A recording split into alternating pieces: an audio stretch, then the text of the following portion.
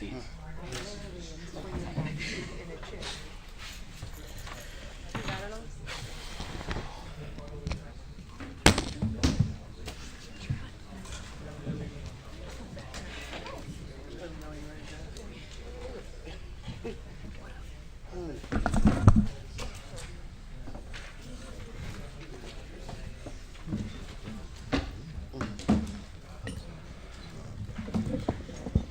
I'm ready. All right, the board met in closed session previously under exception C1, C2, and C11, and C21. I'd like to recall to order the Tuesday, September 12th, Waukegan Public School Board of Education meeting. If I can have a roll call, please. Mr. McBride. Yes. Ms. Gonzalez. Mr. Riddle. Present. Ms. Yes. Hannah. Ms. Fabian. Present. Ms. Lensing.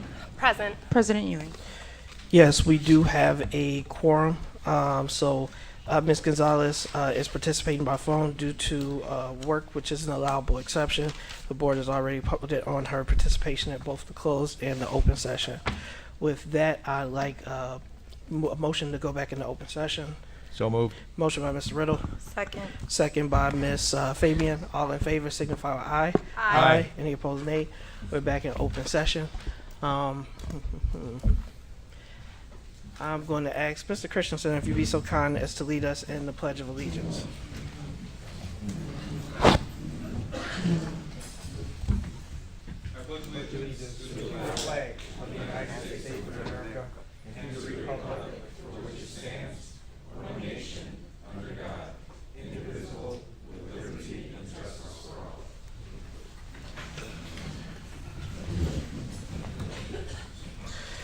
So I do want to first welcome you all for coming this evening to the Waukegan Public School Board of Education. It has been an exciting time here at the beginning of the year as we are back into the flow of things. It's a month in school already, which is crazy, but we appreciate the efforts of all those involved. Just a couple housekeeping things, or thank yous first, is last weekend, September 2nd, we were able to take a group of students down to the football classic. So it was a HBCU college fair as well as the football game. So major kudos to all of those who helped to support that initiative and endeavor. It was a long day, started at 7:30. We didn't get back till about 10, but the kids had a really good time. So we appreciate everybody who made that happen, and excited to see more events like that happening in the future. As a reminder, board, please keep your calendars clear. We'll be reaching out to make sure that we can schedule a closed session event with our IASB rep. So there was not a time for this first week, and I know we were out at a conference for the remaining 4 days of the week. So we'll be looking sometime in the next 2 weeks when the IASB rep is available and you all schedule allows. Obviously, we got homecoming coming up, so there's a week of fun and exciting events. Please follow the district's Facebook page and the Waukegan High School Facebook page to learn how you can get involved and support it. With that, I'd like to move forward with item 6B, which is the student board member report. Thank you, President Ewing. For this current meeting, I reserve the balance of my time for the student board member policy discussion. Thank you, Mr. Hinojosa. With that, we have our spotlight on 60.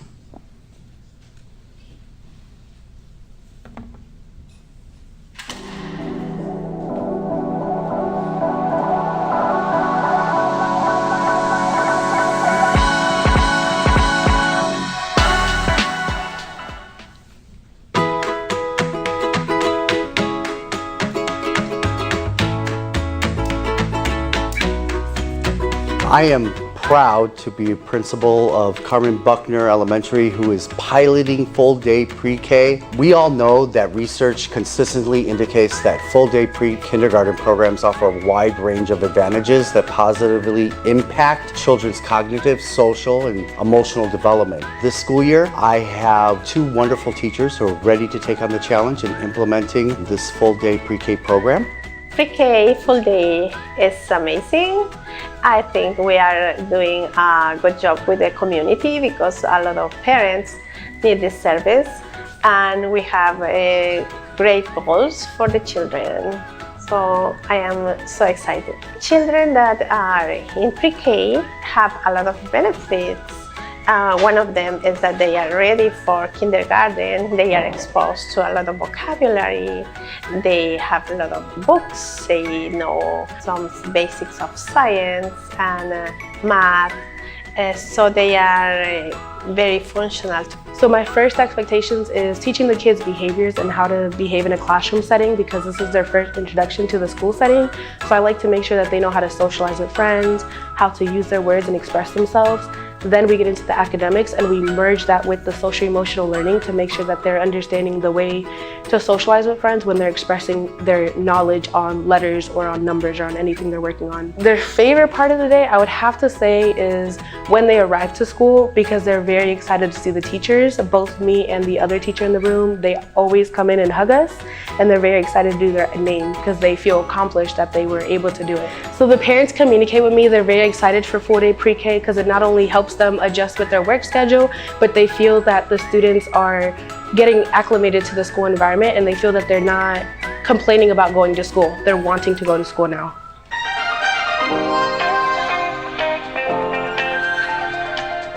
Soy la mamá de Matthew, está en el programa de día completo.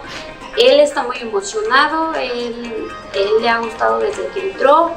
Y para mí también es una gran ventaja porque lo prepara para el año de pre-kinder y él está aprendiendo muchas cosas. Nos ayuda mucho porque no hay muchos programas en la comunidad y esto apenas está empezando, yo creo, porque el año pasado no estaba, y nos ha ayudado mucho para que los niños aprendan. Es un buen programa para nuestros niños. I enrolled my daughter, Olivia, in pre-K when she had turned 3.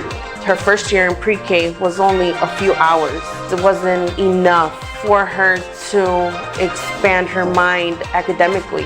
Now we're transitioning to doing a full day pre-K. It's gonna be a lot greater. I mean, if she learned so much just in a few hours coming to school for pre-K her first year, I can imagine how much more she's gonna learn her second year as a full day student. It makes a big difference. It really does. I am so excited to be bringing STEM activities to our pre-K. Not only does it bring out creativity, collaboration, empathy, perseverance, and some integrity, it helps them develop the thinking protocols for how to solve any problem in life. With an all-day pre-K and with a regular instructional period, I already see those little synapses forming and all those brain patternings working to develop the best foundation possible for an amazing generation to help take over our world. Full day pre-K enables a more comprehensive curriculum that includes art, music, physical education, and hands-on experiences. So we're really proud to be the first in Waukegan Public Schools to be implementing this, and we hope to see it grow next year.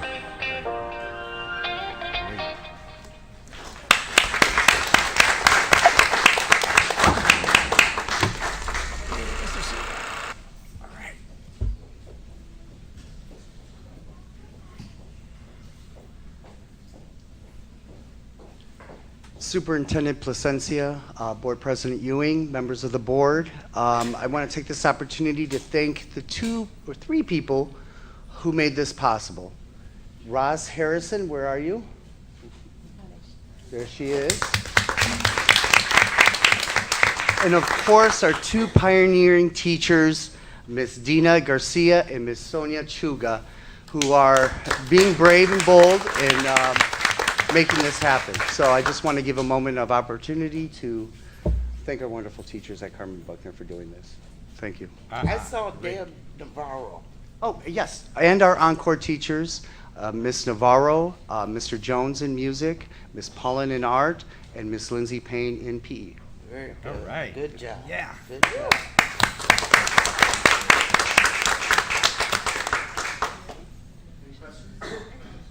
No, you said, I just have one. You said that you hope it grows. And you're just one school, right? Yes. That has the full day? Correct. Okay. well. Well, I'm basically, glad we that have you- to work out, this is our first year doing it, so we're figuring out the kinks, we're working them out. We're gonna figure out how to perfect them for next year and for, throughout the year. Certain transitions, walking down the hall to the lunchroom, pre-K students experiencing the lunchroom with kindergarten and other students, that's a whole, Right. ordeal. It's a project, so we're getting better at it as time goes, as well as going to Encore. So, yeah, Right. we're working on it. And you're, hopefully we can get another school, 2 schools with this, with That would the be great. full day preschool. Or Yeah. expand at Carmen. All right, very good. Good job, good job. I just want to make a quick comment as you're making your way back to your seats. I am selfishly jealous because this is what I was looking for 6 years ago, so I'm very excited for the community to have a public school option for these very important formative years. So keep up the great work, and I agree, let's get it expanded. Thank you. All right, we have sets of minutes for approval. We have approval of the minutes for the special open session board meeting for May 2nd, 2023. And these are coming back because we didn't have enough members who were present to actually be able to vote for it. So I'll take a motion to approve item 8A, approval of the minutes of the special open session board meeting May 2nd, 2023. So moved. Motion by Mr. Riddle, seconded by Mr. McBride. Any comments, corrections to the minutes? Only board members that were present that are currently still in attendance tonight are Mr. Riddle, myself, and Mr. McBride. Roll call. Mr. McBride. Yes. Ms. Gonzalez. Well, President Ewing. Yes. So you technically still want to call everybody. My Okay. recommendation for those who weren't here would be to pass. Mr. Riddle. Mr. McBride. Yes. Ms. Gonzalez. Mr. Riddle. Yes. Ms. Hannah. So I'm passing or abstaining because I don't even know how we could vote. Ms. Fabian. Pass. Ms. Lensing. Pass. President Ewing. Yes, item approved, motion carries. So again, the majority of voting members have voted in the affirmative, Ms. Hannah. And again, it's a technicality, but we want to get them approved for the record. But unfortunately, that was the evening that we only had myself, Mr. Riddle, Mr. McBride, and Ms. Callahan-Wozniak, who is no longer a board member. Next item is item 8B, approval of the minutes of the open session board meeting for July 25th, 2023. Motion to approve. Motion by Mr. Riddle, Second. second by Ms. Lindsay. Any comments or questions on the motion, corrections to the minutes?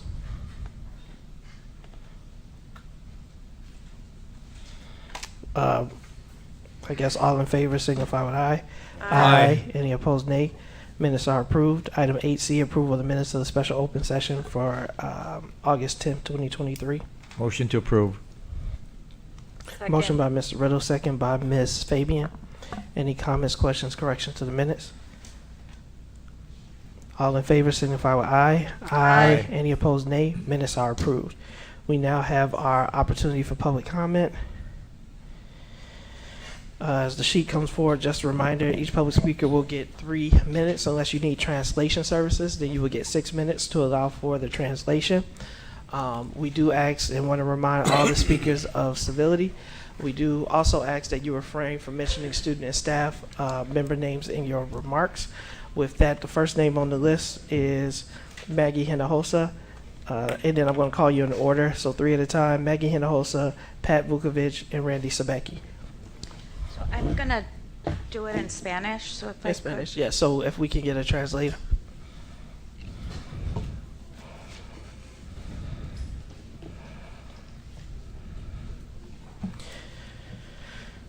All right, and so there's 6 minutes on the clock. So whenever you're ready, and just as a reminder, as the translator gets ready, this is an opportunity for public commenters to speak to the board.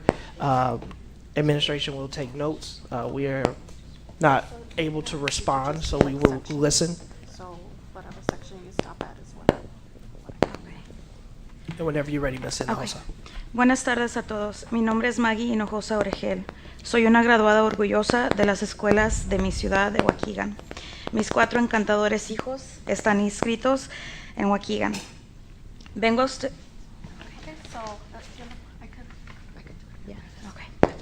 Okay, so good afternoon, everyone. My name is Maggie Hinojosa Oregel. I am a proud graduate of Waukegan Public Schools. My 4 amazing children are also enrolled in the Waukegan schools. Vengo a ustedes hoy para expresar formalmente y públicamente mis preocupaciones sobre un problema actual en nuestro distrito. So I come here today to express formally and publicly my worries about a problem, an actual problem in our district. Realmente quiero creer que podemos avanzar rápidamente para encontrar soluciones a todos nuestros problemas como distrito, en lugar de señalar con el dedo y culpar a otros. Okay, so I would really like to believe that we are advancing quickly to find solutions for all of our problems as a district, instead of pointing with fingers and blaming others. No es ningún secreto que Jack Benny y el resto de nuestras escuelas tienen algunos sustitutos a largo plazo asignados para cubrir puestos debido a la escasez de maestros que afecta a nuestra comunidad. So it is not a secret that Jack Benny and the rest of our schools have long-term substitutes that are assigned to cover Long-term.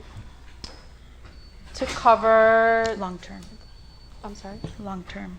Yes, so long-term subs in order to cover the positions that are currently not filled in terms of the teachers that are affecting our community.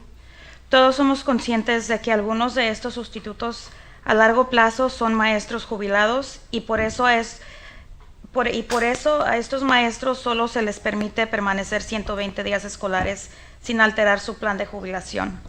So we are all aware that some of these long-term subs are retired teachers, and because of that, for those teachers, they are only allowed 120 school days without altering their retirement plan.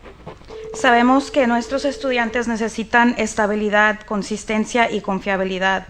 Ustedes y nosotros no estaríamos aquí hoy si no fuera por los maestros que algún día nos ayudaron y nos ayudaron a dar forma a lo que somos hoy. So we all know that our students need a stability, consistency, and trust. Yourselves and all of us, we would not be here today if it were not for those teachers that helped form who we are today. Señora Plasencia, quiero dirigirme a usted personalmente y saber qué está haciendo usted como superintendente del distrito para impulsar el proyecto de ley conocido como el Programa de Derecho de Regreso de los Jubilados. Tenga en cuenta que solo tenemos 100 días antes de que estos profesores tengan que abandonar las aulas.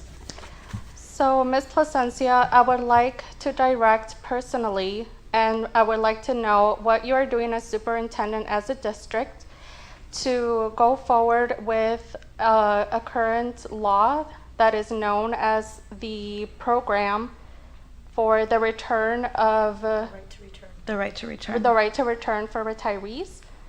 Please take note that there are only 100 days before these teachers have to leave their classrooms. Nuestros hijos merecen algo mejor de lo que les hemos estado dando. Por favor, avíseme cuando esté disponible en su horario para programar una reunión entre usted y yo y cualquier otro padre que desee asistir para que podamos discutir esto más a fondo. Okay, our children, they deserve the best more than what we are currently giving them.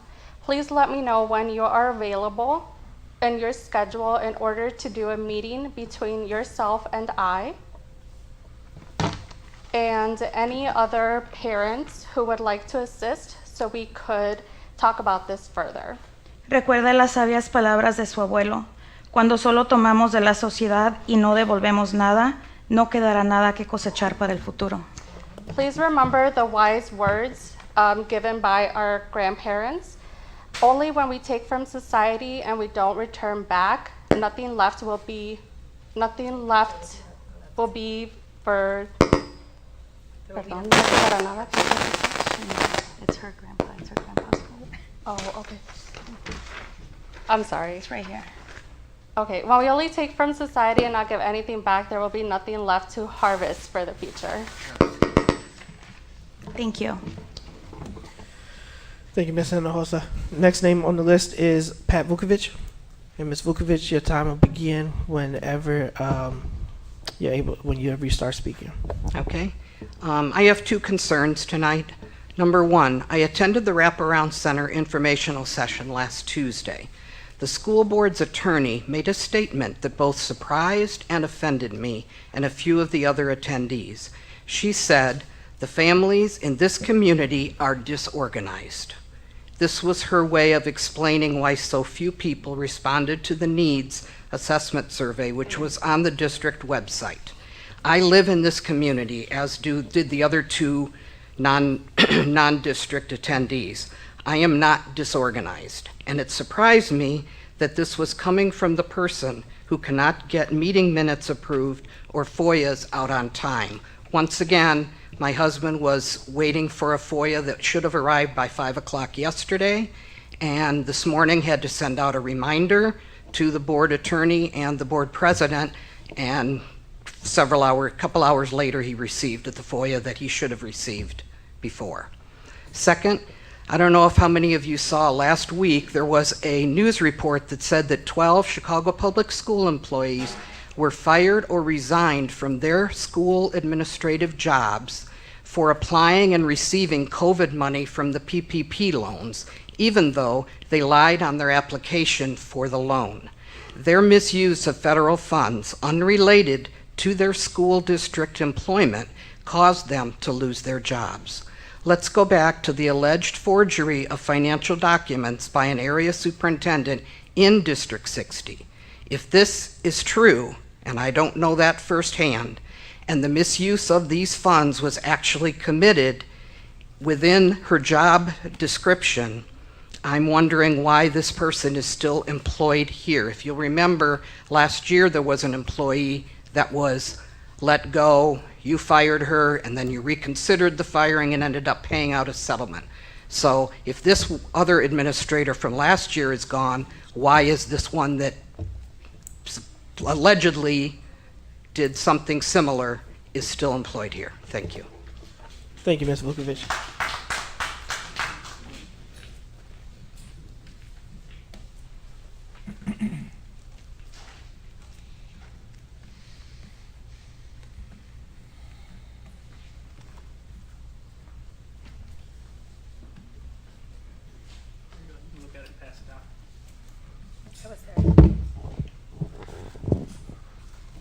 Whenever you start speaking, Mr. Sabecki. All right, so I just passed out a pamphlet of pictures I took at open house at Jack Benny Middle School. I want to know, as a parent of kids that go to this community, we talk about mental health. You look at those pictures and you tell me what the problem is with those pictures. This is the condition of one of our middle schools. Wires exposed, hanging out the walls, holes in the walls, brand new ceilings that we spent hundreds of thousands of dollars to put in stained from leaking pipes. You tell me how this school passed an ROE inspection before the school year. These are all violations. And a lot of people don't know, our local code compliance officers and our fire marshals have no jurisdiction in our schools. Even though our kids go there, they have no jurisdiction. They can report it, and it goes back to the regional office of superintendent's office. It goes back to ROE. So you tell me how these pass inspections. Is this why we want to keep people out of our schools? From people that know what they're talking about? Because it's pretty funny. This was after the last board meeting and before this board meeting, and they're already over there. They have those wires pulled. They're pulling this stuff off the wall. They're painting. All because I said something. If I didn't, it'd still look like that. So I'd like to know. We talk about what Ms. Vukovic just said, about disorganized. This district is disorganized and has been like that for a long time. Very unprofessional. And we fight amongst it. We don't listen to the community. We don't. It's not about the students. When we sit here and talk about students first and all this, we put $12 million over at 214 Washington Street, but we have a school looking like this. Mr. McBride, when you ran, I remember, you brought pictures of rusted cans, out-of-date cans, and stuff to show everybody. And you were on the past board members when you got elected. So I would like to know from you what you think of these pictures. And this is in our buildings. This is the only district that I know where the employers are told what to do by the employees and dictated. You only have 2 employees, but they want to tell you how long you can talk. You have to notify them if you want to go to any of the schools and what for. You are the employers. You guys dictate that. Second, before we walk out, we spent a lot of money on school IDs. This is my son's school ID for Jack Benny Middle School. What's it missing? A picture. Why is this? We spent lots of money. So why are these being handed out to students with no pictures? So that means any student can use these. Anyone can go into buildings with these because there is no pictures. And my last thing in my 12 seconds, also at that open house, and this is directed towards Ms. Fabian, do you represent the school district when you're there as a board member or ISB? Because why are you handing out ISB business cards and not district business cards for teachers to contact you? Thank you, Mrs. Zabecki. Next 3 names are Peter Rivera, Anthony McIntyre, and Elizabeth Rivera, in that order. So Peter Rivera is first.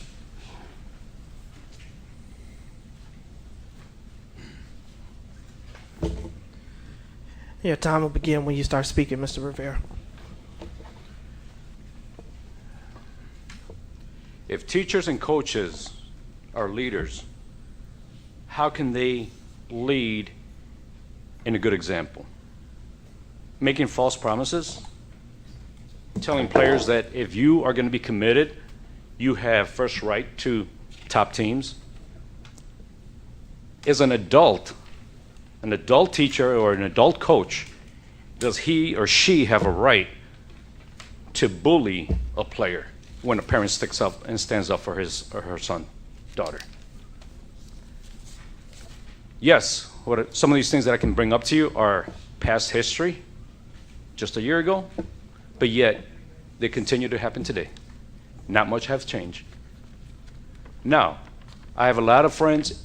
I came into this country, migrated, just like you. I went through the school system here. Proud of the culture that I am and where I graduated from. But it breaks my heart to see what our kids, and I have now, through the years, I have community friends all over the place in the North Shore. I have friends over there that tell me, hey, let's put something together and let's work something there in the Waukegan. And they're not even from the Waukegan School District. And they're willing to help me to do a program, sports related, but for what? For the mental health of these kids and to prepare them for college. Yet it blows my mind that a coach is going to allow volunteers to speak and belittle the players. And yet these players are so passionate about wanting to play that they are willing to shut their mouths and not say anything. If you were to openly speak up and talk to these students, to these athletes, talk to them where they feel safe and comfortable, where they can open up to you, you will hear their hearts and you will hear their frustration. So you tell me how socially they can adapt to anybody and everybody else around. I have been able to connect bridges between Waukegan to the North Shore, and the unity has happened. But yet, when you have a coach, when he separates players, no. And this coach last year even made a comment to another district conference coach. I don't even want to coach these kids. I don't like coaching these kids because they're not even eligible. They don't listen. If they're not eligible, why do you have them on the bench? This was last year. Ask me what's going on this year. According to a player that's on the bench, there may be some players that are not eligible there. So why would a player want to go through the wall for a coach that's not there for them? So in closing, I'll say, just like in that one movie, remember the Titans. Attitude reflects leadership. These kids have a very poor leader in front of them. Anthony McIntyre, and then would be Elizabeth Rivera.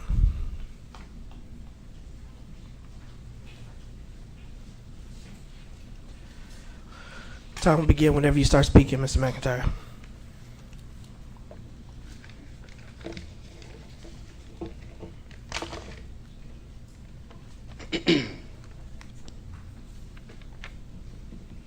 It is important to me that I stand before you all to make a point very clear. That point is that I do not have a price tag on my neck. The Ant Mound Foundation is not for sale. For some reason, there are those out there in the community, as well as some staff members here in the district, who have questioned this, which I find insulting. There are also some out there who believe that slavery still exists, or that I will be paying a debt to society until I die for a crime I did not commit 30 years ago, which equals free labor. Neither is true. We have proven ourselves time and time again throughout this and other school districts to be effective with our youth, effective with gangs, effective with de-escalation. Yet, contrary to some belief, we have not been compensated for any of it. Any of it. This district picks and chooses when we have value. We do our work on behalf of those who need it, who need help in the community. I speak up about issues that I believe require my voice. When I am silent, best believe that it is with purpose. No one, whether a community member, city official, school board member, or superintendent, can sway me from a position that I feel strongly about. An attempt at such will end in simple failure. That said, we extend a continued hand of partnership to WPS 60 in any way that they wish to accept it on behalf of the young people and the staff members. Whether that be working with base program in middle schools or with student outreach to help with students who need extra supports, with the dozens to whom we advocate for, or simply the occasional call to assist specific staff members, all that we require is respect. The very respect that all of you expect for yourselves. I am no enemy of this district. I simply am a friend to truth and fairness. On another note, I have had an intimate relationship with the criminal justice system for decades. I know a crime when I see one, and a crime has been committed by your area superintendent. Why this has not been turned over to law enforcement is actually no surprise to me. It reeks of privilege and favoritism. Forget a higher standard. When will you hold your staff to the same standard that you hold the children and their families? For me, Ms. Vukovic, she says alleged. I'm not saying alleged. I'm telling you that it happened. I know it happened. And for me, this board should be doing something about it.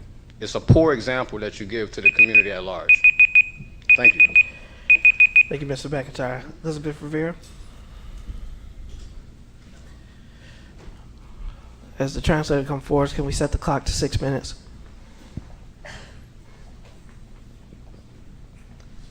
Buenas noches y que Dios los bendiga a todos. One sec. Okay, they're ready. Buenas noches y que Dios les bendiga a todos. Good evening, and God bless you all. Bueno, yo estoy aquí como mamá. I'm here as a mom, Y levantar la voz por mi hijo. and I'm here to raise my voice for my son. Ahorita está considerado, gracias a Dios, uno de los mejores jugadores de fútbol. Right now, he is considered one of the best soccer players, Y estoy levantando la voz por él y no solamente por él. and I'm sino raising por my el voice resto for de sus him, compañeros. but not only for him, but also for his teammates. ¿Y por qué? Porque el coach que ellos tienen, lo único que se la pasa haciendo es haciéndoles bullying. And why? Que no creo que sea correcto. And why is because the coach that they have, all he does is bullying, and I don't think that that is correct. Y eso no es de ahorita, eso viene desde el año pasado. And that is not just now, that is occurring from last year. Yo tuve la delicadeza de hablar directamente con él y lo único que hizo él fue empezar a bullear a mi hijo. So I was able to talk to him, and the only thing that he did was start bullying my own son. Creo que no es justo, y mucho menos cuando los niños están tratando de mejorar a través del fútbol. And I don't think it's fair, especially if the students are trying to better themselves through soccer. Hay muchos niños de los cuales están poniendo mucho empeño en sus calificaciones por lograr el tener el privilegio de tener al menos un minuto de fútbol. There are many students that are high achievers just so they could have at least a minute of playing soccer. Y lo que yo quiero, por favor, que ustedes, porque ya lo hice en la escuela, alcé la voz por ellos, ¿y qué es lo que hicieron? Dijeron que yo no podía hacer nada porque no había padres ni niños que se quejaran. Era la única yo. Okay, so I've already done it at the school, but I'm here to ask what you are going to do because I have asked at the school and they have said that they are unable to do anything because I'm the only parent that has complained. No other parent or student has done so. ¿Ustedes creen que yo al levantar la voz estoy siendo una persona problemática? Yo no me considero problemática. You think that by me raising my voice, I'm a problematic person? I don't think I'm a problematic person. Me considero es una madre que da todo lo que puede por sus hijos, como una fiera, si es necesario. I consider myself to be a mother that will do anything for their children. Y justamente, ¿por qué? Hay 3 jugadores, quizás hay más niños, pero ¿cuál? Les da temor el dejar el partido a medio camino por este coach. And there are currently 3 students, and there may be many more, but that they are afraid to dejar partido de... Sí, dejar el partido o alzar la voz, que oh, se defiendan. That they are scared to raise their own voice and defend themselves.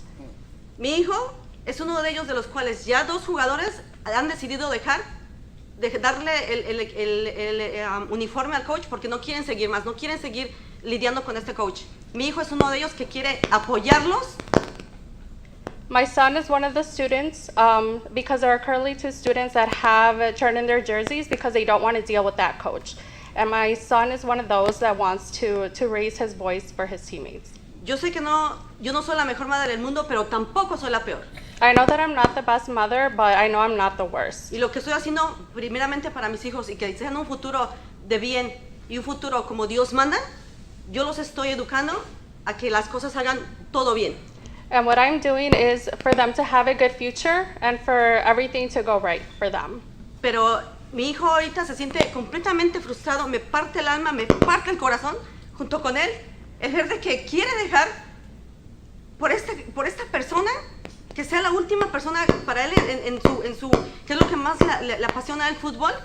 Yo le he dicho, no, el único aquí quien te da el derecho a quitarte lo que tú más quieres es Dios, nadie más. So it hurts me to see that my son, who is passionate about soccer, about wanting to leave soccer because of this one person, and I tell him no, the only person that can take anything away from you is God.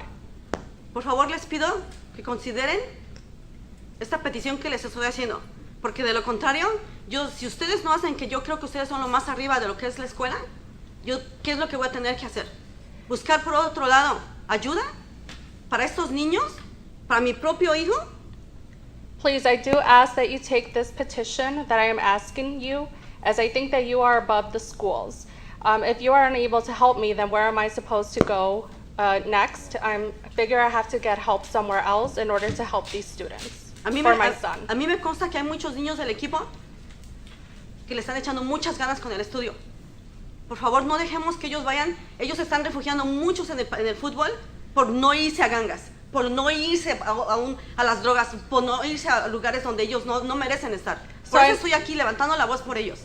So I know that many of the students in the team, they are not only high achievers in academics, but they are in this team so they're not involved, for example, in drugs or gangs or doing bad things out there. Hay padres que me dijeron, y burlándose en mi cara, que no iban a hacer absolutamente nada por ellos. Y yo les contesté, no, siempre hay una primera vez. Y esa primera vez aquí estoy para levantar la voz por ellos. So I have been told by other individuals who have laughed in my face, saying that they weren't going to do anything. But what I told them is that there's a first time for everything, and I'm here raising my voice. Por favor, les suplico, ayuden a esos niños. Please, I beg of you to please help those students. Porque de otra manera, yo no quiero que esos niños se pierdan por culpa de esta persona. Because I don't want these students to steer off on a wrong path due to this person. Por favor. please. Que Dios les bendiga a todos, incluyendo a mí misma, y que me dé paz.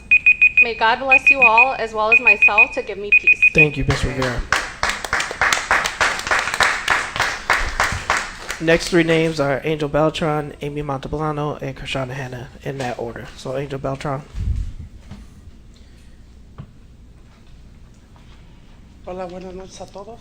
One Mi nombre sec. es Ángel, ya lo oyeron. Hello, good evening to everyone. My name is Angel. You heard my name. Mi hijo tiene más de 7 años queriendo jugar a en la high school. ¿Para qué? ¿Para que sean 6 partidos y él no juegue ni un partido? My son has been waiting 7 years to reach the high school so he could play in one of the 6 innings, but he hasn't played in any.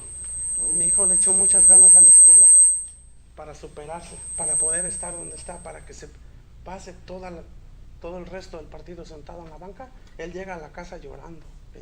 My son has been doing all of his schoolwork and doing well in school just so he could play, but he's only sitting on the bench. For what? Yo ya no sé qué hacer. Él llega en la tarde, él ya no quiere regresar a practicar, no quiere ir ni a la escuela por lo mismo. He comes home and he comes home crying, and he's just frustrated, and he doesn't even want to go to school. That is all. Thank you. Thank you, Mr. Beltran. Next name is Amy Montalbano.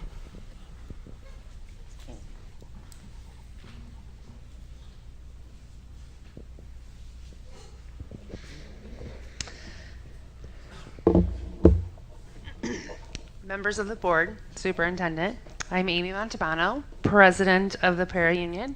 I just wanted to take this opportunity to publicly thank you guys for the ratification of our new contract. This contract represents a strong foundation, one that was built by both the union and the administration. It is our hopes that we will continue to have open communication as we grow with our new contract. The goal of our union is to be respected and treated as the professionals we are, to support all students and earn a livable wage. And this contract is a roadmap to do just that. On behalf of my union, we would like to invite you all to the Union Hall to review the terms of the contract that are important to us and to have a greater understanding. Thank you. Thank you, Ms. Montalbano. Next name, Krishana Hanna.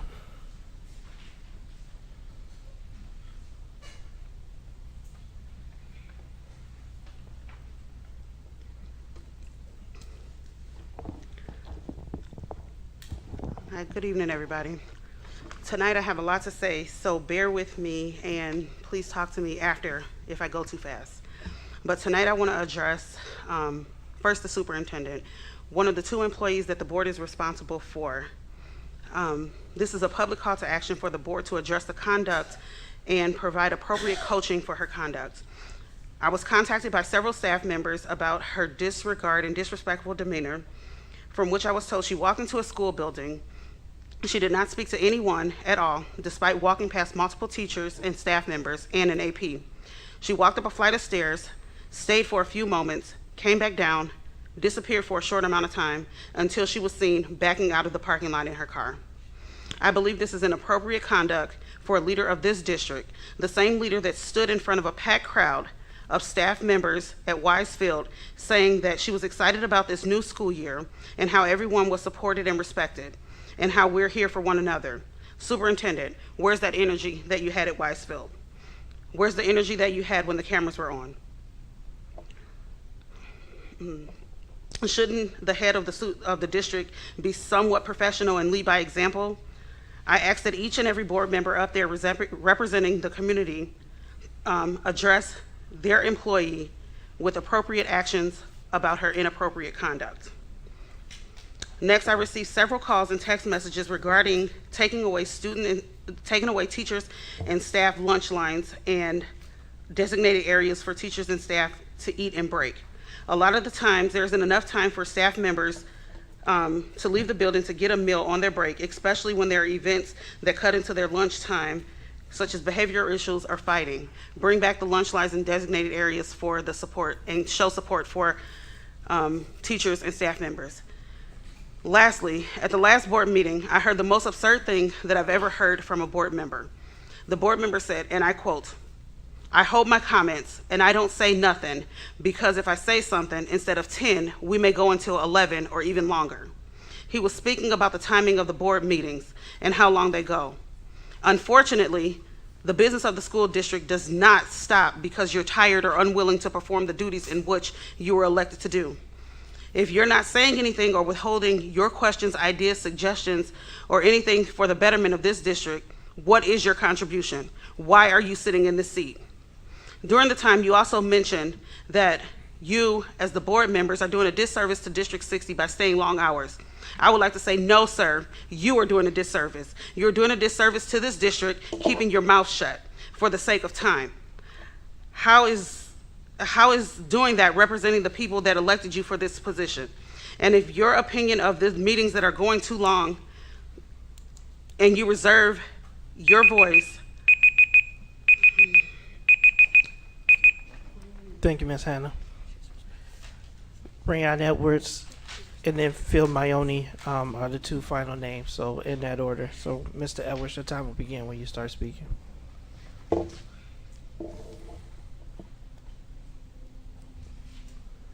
I come in peace. I'm not going to scream and holler tonight.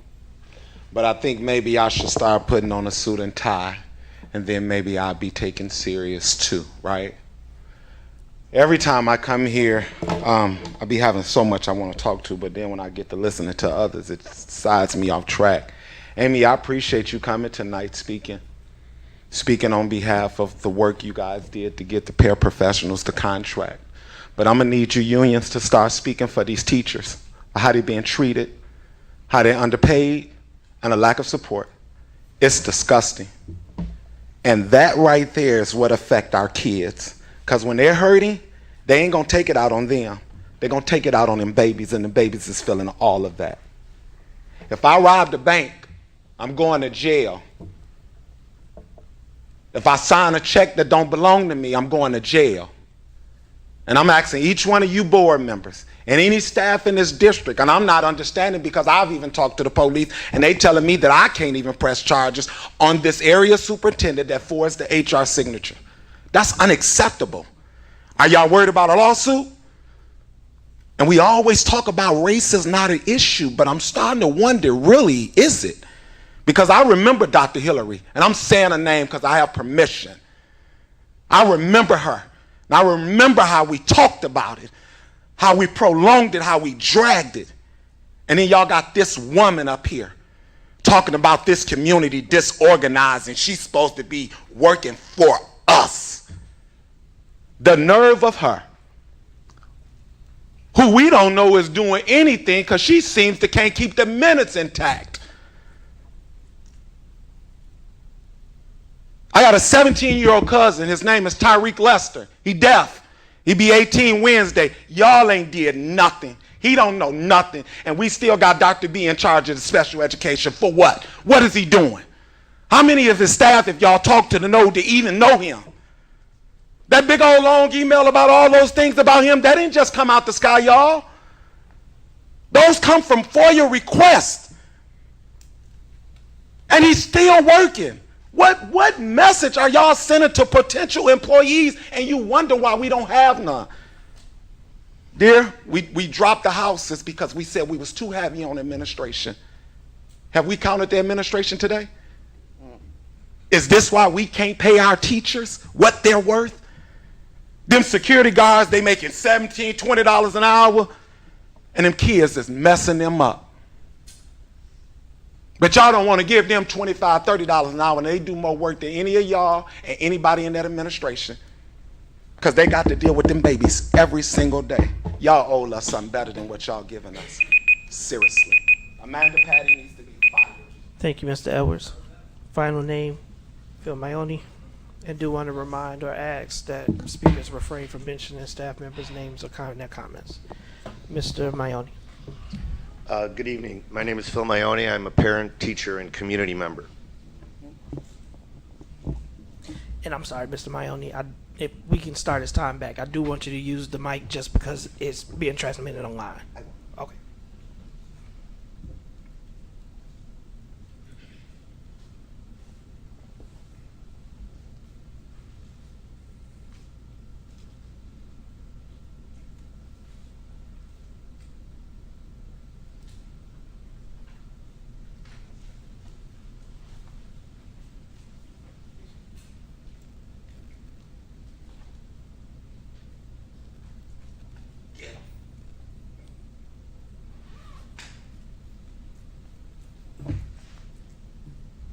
started, I said something, so you can start the time. I said my name is Phil Mayone, I'm a community member, teacher, and parent.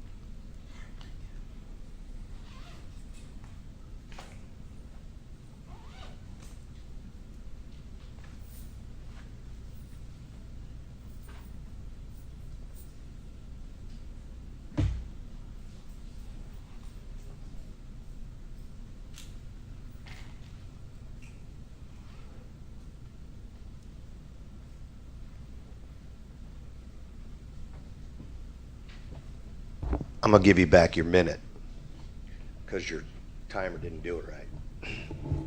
But I will say this, that's how many teachers who have expressed concerns in this district feel about how their concerns have been met.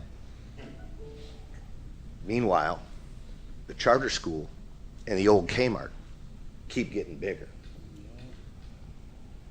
The first commenter mentioned long-term subs. Currently, there are over 150 positions in the teacher's contract that are unfilled by full-time teachers. Why? You should know the answer, because I know I do. I'll have more to say after Thursday's negotiation session.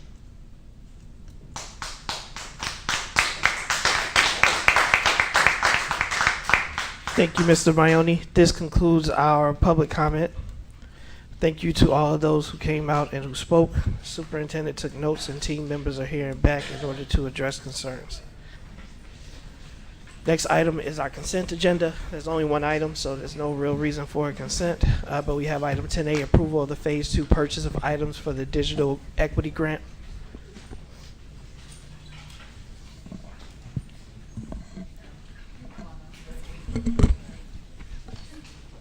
Do you need a motion to approve? Yeah. Well, yes, if I can get it back. Board President, do you need a motion to I approve? do. I'll make a motion to approve that item. Well, I need the recommended action. I mean, it's Okay, only it's one one item. item. I'm sorry, Okay, all right. Superintendent. Okay, Just go from a ahead. protocol, Read it. if you can read it, it's only one item. The academic one? Yep, consent agenda on academics. It is the recommendation of the administration that the Board of Education authorize the superintendent or her designee to approve Phase 2 purchase of items for the Digital Equity 3 grant. The total cost of Phase 2 purchase is $74,130. And Mr. do we have Riddle, a motion, motion to Mr. Riddle? approve. Motion? Yes, motion to approve. Second by Ms. Fabian. Any comments, questions on the motion? Roll call vote. Mr. McBride? Yes. Ms. Gonzalez? Mr. Riddle? Yes. Ms. Hannah? Yes. Ms. Sorry. Fabian? Yes. Ms. Lensing? Yes. President Ewing? Yes, item approved, motion carries. We're now at purchases and contracts. So we have item 12, renewal of Stepping Stones, formerly EBS vendor management contract. Do we got to read the recommended action?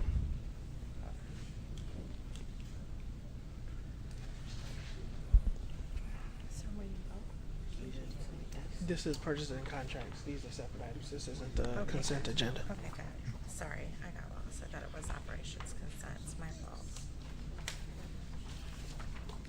It is the recommendation of the administration that the Board of Education authorize the superintendent or her designee to approve Stepping Stones, formerly known as EBS vendor management contract to manage the hiring, billing, and regulation of costs for service contract vendors at an estimated cost of $3,213,000. Mr. Riddle, a motion to approve as the action is recommended by the superintendent. Motion by Mr. Riddle, Second. second by Ms. Fabian. Any comments or questions on the motion? Yes. Go ahead, Ms. Hannah, and then Ms. Leslie. Well, this to me is just appalling. It's absurd. This is outsourcing our services, and we wonder what is going on with our district's staff in terms of why they feel devalued, because we're outsourcing and bringing in people that are going to be getting paid more than our district staff. This is absurd. And I will not be supporting this, and it becomes, to me, through my experience, the outsourcing that is happening has never happened in our district before. And we are outsourcing everything. And we wonder why. People come to the podium and say that they don't feel valued and everything else. This is something. $3 million? Unbelievable. Ms. Lindsay? So can we have whom's responsible for the hiring process come to the podium? So I believe that's Dr. Bublitz, not Mr. Figueroa? Dr. B, is this your recommended item? This is my item, yes. Thank you. Okay, thank you. That's all. That's all they know. Outsourcing. Yes, Ms. Lindsay. Can you just help me understand why there's a need to use this service to fill positions? It was my understanding that departments should be hiring out, because I'm going to echo the same sentiments, but to save time, not repeat them. So can you explain that for me? Sure. Again, I want to thank Ms. Hannah. I thanked her before for bringing this issue up. It is a concern. We prefer to hire staff, regardless of related service, teaching, etc. We prefer to hire them through the district. Each one of these related service areas are in a state and national crisis. There aren't enough for anyone to go around. I've unfortunately had to use contract services in the 3 districts I've worked in. We cannot do the work without these staff. I'm not sure I would call it outsourcing. We're bringing people in to work with our students. Many have been here for many years, and we've been doing it for decades before I was here. And we've been using EBS as one of the groups that we use. We use many different vendor groups to provide. We can barely provide the services we need to now due to this shortage. I have my staff looking at resource fairs, recruiting in universities, and building partnerships this year. There's a mandate and a directive from me for them to work to get staff to come and work for Waukegan. But right now, we can't service IEPs without these critical staff, many of whom, like I said, have been here for a long time and are dedicated to our children. And so it's not ideal. I don't like it, right? But I can't do my job, and my staff can't do their job for our students with disabilities and others. They help other students as well through MTSS and otherwise without this. It's unfortunate that that's where we are in education with teachers, related service, medical professionals, but that's where we are. And the universities and us and the educators and the board and the governor need to start doing something. So I appreciate you asking these questions because it needs to be out in public, right? This is a crisis, and we cannot continue to do our jobs like this. So I have three follow-up questions, and because I understand we have a larger item, I'll keep it to that. So what do you see as the director of the department as reasons why people are not choosing Waukegan, where I believe we were the leader in this field? Why are they not choosing to come to Waukegan? The thing I hear the most is money. And again, I'm not hearing it firsthand, right? This is often from my coordinators or other related service members. I know that staff have left for $10,000 to $20,000 raise. I can't control that. That is the primary reason. And there are some people that prefer to work with contract companies for various reasons. I can't speak for them. Flexibility, they don't need benefits, whatever that is. I could do an anonymous survey maybe. I don't really know that it's my business to do that, but we can look into that. But I would say predominantly money, whether coming in or going out. And so those young staff members may not come here. And there is a shortage. We are competing with the surrounding districts in Chicago who pays a lot more. So I'm just going to echo back what I told Mr. Figueroa in a prior meeting. Based on the information I'm getting, and it's not just specific to Waukegan, but it's other areas as well, money is not the main contributor as to why people are leaving. So I'm just going to recommend that maybe it's a conversation you have with the superintendent or your direct supervisor on this anonymous survey to understand that climate, because I think that's off base. I do also wonder, was this proposal run through the Diversity, Equity, and Inclusion Department or someone to do an equity review to look at the salaries that they're getting through the contract service versus through the district? Because if they're going to leave the district just to get hired by this contract company to get more pay or other benefits that would entice them to go that route, that creates a conflict of interest. I've not run it through with diversity and equity. We do not have, that I know of, employees who've left and then been hired by the contract companies. If there are, please tell me I'm wrong and let me know. I'll talk to those companies, but I am not aware of any, at least during my tenure. When you have an equity component where one group is favored, you're either creating resentment or you're creating that issue where people are going to leave. I'll go ahead. I don't disagree. But Dr. Bublitz, can I chime in here? We don't set the pay from the outside agency, right? And can you give the rationale of why we're going with an outside agency for these positions and the impact if we choose not to or if we choose to? A couple things. One of the things that this particular contract addresses in vendor management is the ability to regulate contracts across multiple vendors. We can choose other vendors because through procurement, we need to get people in, but we prefer to do it where our rates are regulated. And so we try to keep costs down and try to keep them the same for some of the very reasons that you just mentioned between district staff and contract staff. One contractor making, say, whatever, $65 and one making $70. Why is that? Because they're from a different company or whatever, right? So that's one reason. And to answer the question, why do we do this? We do this to provide services for students. Students with IEPs, nursing services, we don't have many, but psychologists, which we're running short on, we don't get a lot through contract.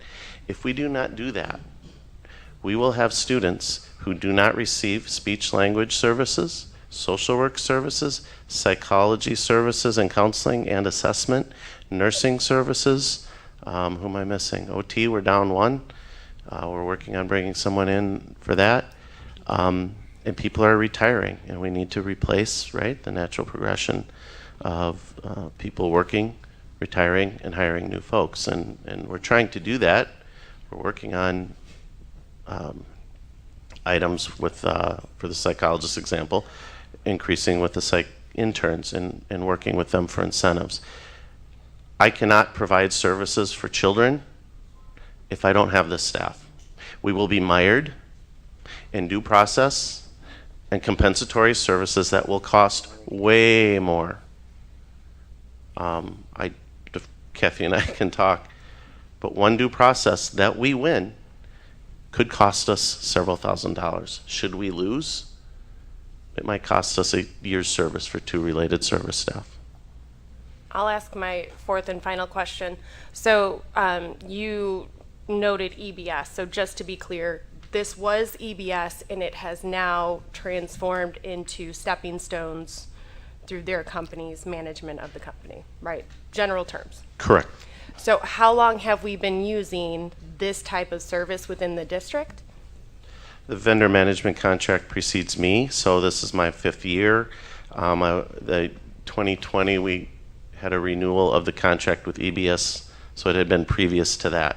I'm going to make an assumption it was 3 years, so 3, 6, about 6 to 8 years now.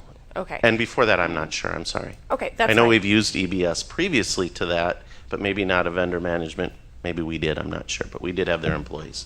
So what strategies have been discussed, worked on, theorized to try to move away from this vendor service and instead have a department where it entices new hires to come to our district? Sure. And like I said, we do have things in the new contract with the psychologists to increase, hopefully increase the attractiveness of the district for interns as far as intern pay and I'll say it wrong, pay scale, step or lane. I am not a full member of the negotiating team right now with the teacher contract, so I couldn't mention it anyway, so that there's bargaining teams for that. Like if they ask, I'll give my 2 cents. But so that's addressing some of those incentives. My team, like I said, we've been starting to more actively work on recruiting. We went to NASP last year. That's for the National Association of School Psychologists. I went to ISHA with my coordinators for speech language pathologists. I know HR is working with us to collaborate on paying to go to recruiting fairs, national and state associations. My team has started a group within them to look at what universities we should partner with. There's a thing called Handshake. It's getting on university job lists when we post, so we're working with HR on that. Again, those associations, universities, job fairs, etc. I've mandated my team to do that. Like, we're working on a goal that they have to make 2 contacts. That's the best way I can do it, and try to provide a department that is excellent and working conditions that are great. But we know, and I think you were alluding to this, there are a lot of stressors out there. And I can tell you, one of the groups, we work great together, I think.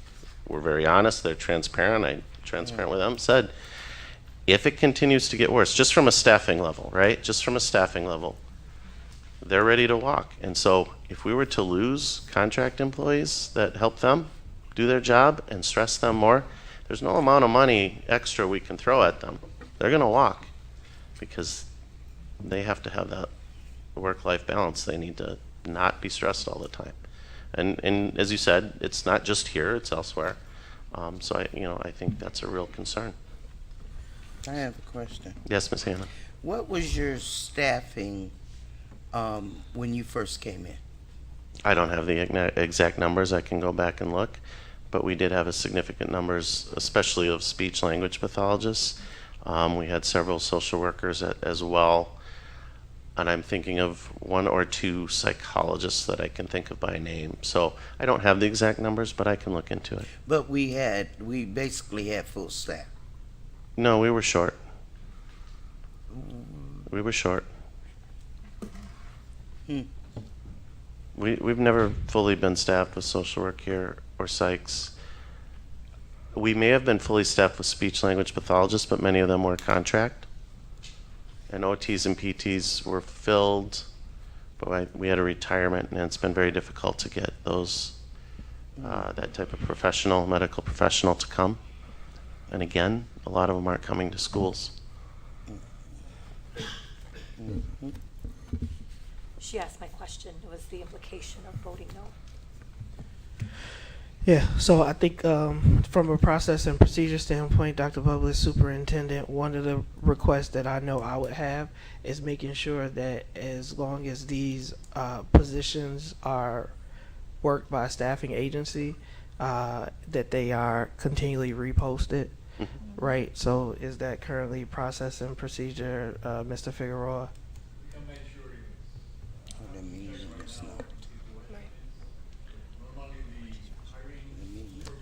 And I apologize. Can you grab a mic? Does someone have a microphone in back for those people that are listening remotely? As he does that, I can say that I did check them today, and all of them, I believe, are posted. I do get notifications if they were to close. Again, like a great staff. One of the related service providers said he noticed it had closed. I emailed HR, and we got it posted right away. Right, we can go on continuous posting for any position in the district, and normally the supervisor will let us know, and we will coordinate with them. Yes, I would like to add that I became a principal of North Elementary in 2003. I had EBS, speech pathologist, contractual from the outside, working at North School. At least, let me say, I spent there at least 13 years, so let's add 7. So that will put us in 2010 with private companies providing some of the support in staffing for vacancies in Waukegan Public Schools. And that's what, so these are... The speech pathologist, I remember explicitly, was a contracted service. Okay, but in terms of social workers and those other people, that's fairly new. I would say we have an increase in vacancies in that area. Number one, it was created also because last year we add 6 new positions because there were some grant money for that, and then this year we have some resignations, so the combined effect of that is that we have a larger number of vacancies in that area. And so my final question, and so I want clarity around that, just process and procedure, that we're continually hiring as long as we're using a staff agency. We talk about individuals that have been with the district even through a staffing agency for a number of years. I do want to make sure that we are giving other opportunities to those that may be external candidates that are looking for those roles. So I appreciate the clarification on that. And then my only other point is the risk that if we don't do this is that we would be considered out of compliance by not providing these supports. Correct. Significantly. Are we out of compliance now? There's some areas we're looking at providing compensatory services to students, yes? Yes, so we are. So this would make it worse? Yeah, it would make it significantly worse. All right. Mr. President, I would like to add that when the professional staff in the diversity department is attending professional development fairs or any type of professional development state meetings or anything like that, we're asking, we're already coordinating that they don't just attend, but that they also let me know what the fees or any information regarding us being able to buy a space or a table, so we can showcase Waukegan Public Schools and make an effort also to recruit. Regardless if HR is involved or not, if they are attending these professional development meetings, they should be able also to represent the district for some hours in one of those tables. Thank you. So there was a request, Superintendent. You guys can take that back to the staff to address the overall climate. It's not the first time that we've heard concerns, so I am stating that because I don't want it to be swept under the rug. That pay may be an issue, but there may be some other issues that we can actually put things in place to make it a more attractive climate overall. And I believe that was Board Member Glenzing's main point. It is a significant cost, but the significant cost is offset by we're not paying district employees that we would have to pay in order to do these services, right? So and I want the kids to get the services, but I do want us to make sure, because we all have said it now, and so we all agree that it's much better to have these individuals as District 60 employees. And so I want that to be our goal, and I would like Superintendent, just I'm not instructing you in that way, but what I am saying, as a board, if we talk about goals, right, and we talk about vacancies, is putting goals around vacancies and bringing that number down is something that we can come back and report out. It's because if it's, I don't know, I'm not even going to say a number. If it's 10 today, right, is it going to be 5 next year? And we can be able to then report that to the community as tangible growth. So I think what and I don't want to speak for Ms. Lindsay, but I think what the board is saying is we want to see movement towards closing the gap. And so you talked about things that you're going to be putting in place in order to address that. As a board and board member, I could not in good faith not support this as a stopgap measure, but I do want to make sure that we are continuing to try and bring these people into our district. And then just Kathy, I did not see it when I went through it, and it could have been my oversight, but just one of them is an I guess, poaching clause, right? So in the same way we can't hire their employees, there should be language in there that prevents them from hiring our employees, and that would address the concern of at least to work for what's happening now. To work for District 60. So if you find incidents of that, give us a name, because we want to address it with the vendor. Because if we have to switch vendors and offset, that again, if it's happening, it shouldn't be. The same way we can't recruit from them. It's been happening. Again, you're bringing it forward. Give us names, and we will make sure that we have it addressed. Ms. Lindsay, final point, because I don't see anyone Just else. point of order. How long is the contract for? Just to refresh people's memories. It's 1 year, correct? We can terminate this contract upon notice. I believe it's 60 or 90 days. And is there a penalty to that? No, not the way I read the contract, no. Thank you. I Roll did call. check several times on that. Thank you, Dr. Bubbles. Roll call vote. Mr. McBride? Yes. Ms. Gonzalez?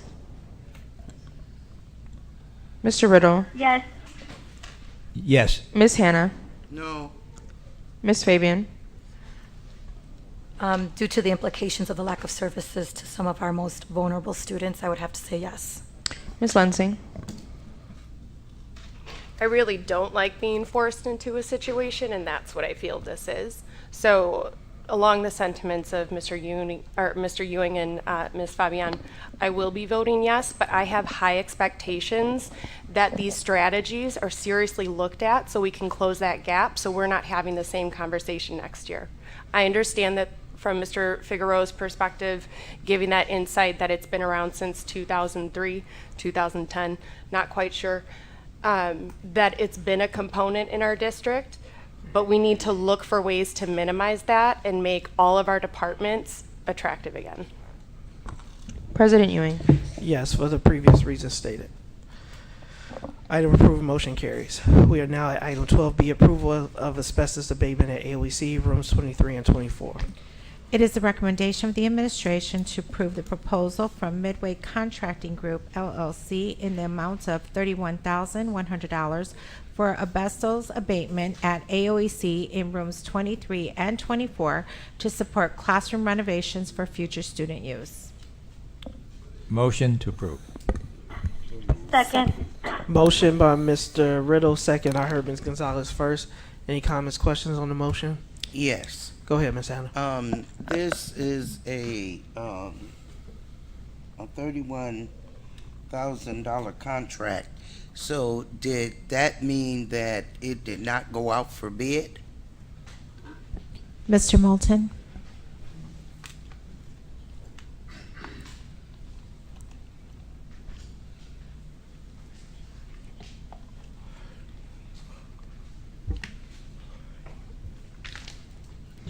Good evening, members of the board, superintendent, staff, and community. So for this particular project, we did receive 4 proposals. This is the lowest of the proposals received for this scope of work. Proposal or bid? Proposals, Ms. Hannah. Okay. So as with bids, right? The proposals come with requirements as well, right? Yes, With ma'am. The bonding, the insurance, all of that stuff, right? Yes, ma'am. Okay. Yes. Okay. Okay. And where did this company from? I would need to look at the attachment. I know this company has worked in our district prior to get the specific location. I mean, they are a state-based company in Illinois, but they've done some abatement for us in the past. They have. But we can confirm their residence and present that back to the superintendent for the board. That's really not Orland Park. Orland Park. Important. Thank but, you. The thing is, I just want to make sure that all of their paperwork is in order. Yes, ma'am. Okay. And when are they going to do this work? So, Go ahead. Just quickly with that one, I know for the sake of time, but if you want to answer that question, I mean, it's the attachments, all of that. Go ahead. yes, so they have a tentative start date of October 9th, but their start date is subject to board approval. They have not started yet. Well, right, but what I'm saying, okay, is it okay during that time? That's when students Absolutely. are in, and so it has to be, protected During the evening. Yes, ma'am. off and all of that. Yes, And ma'am. so- Proper protections will be set in place, and this work is going to be happening in the evenings. This is not going to be happening while school is in session. Right. Now, you already know, okay, once you mess with asbestos, it's floating. And so, even though you're doing it in the evening, that next day, students and staff has to come back in that building. So what is the plan where we're going to be protecting those people from floating asbestos? Sure. So if I could provide a little detail on that, and what I'm going to reference is kind of our standard procedure, because we've had to do some emergency and some routine asbestos removal during the day as well as in the evenings. We set up a containment area. We have negative air machines that will exhaust the air out of the room. These rooms are on exterior walls of the building, so we will have those containment areas set up. At the conclusion of the project, we take multiple air samples, which are required by IDPH, to ensure that the air quality is good prior to occupancy. So we will be doing the work in the evenings. That is the schedule, that is the plan, and there's multi-layer containment set up to make sure that there's no cross-contamination with the rest of the school. Okay. So that is our plan with this project, as is consistent with our other asbestos abatement projects. Okay, I just want to make sure that it's going to be safe for students and staff. Yes, ma'am. Absolutely. Thank you, Deputy Mullen. Mr. Riddle? Well, it was just it's not that important, but I see that we need these two classrooms. Is that because of expansion at AOC? Is it because of these rooms are going to be used by the junior ROTC? They were presumably not used presently. Is that correct? Yes. So the plan is for expansion for student use for the JRTC program in the spring semester. They're not currently utilized by students. We have some storage. We do have some staff, but in order for have full occupancy for student use, we need to take this step. Good. Thank you. All right. Roll call vote. Mr. McBride? Yes. Ms. Gonzalez? Just hold. Yes. Mr. Riddle? Yes. Ms. Hannah? Yeah. Ms. Fabian? I just want to say thank you for investing in AOEC, and yes. Ms. Lansing? Yeah, safety first, yes. President Ewing? Yes, item approved, motion carries. We now have item 13B, and there was already a request, so we're going to read that motion. It is the recommendation that the Board of Education accept the administration's recommendations to approve the appointments, retirements, extensions, and accept the resignations and bond on schedules F1002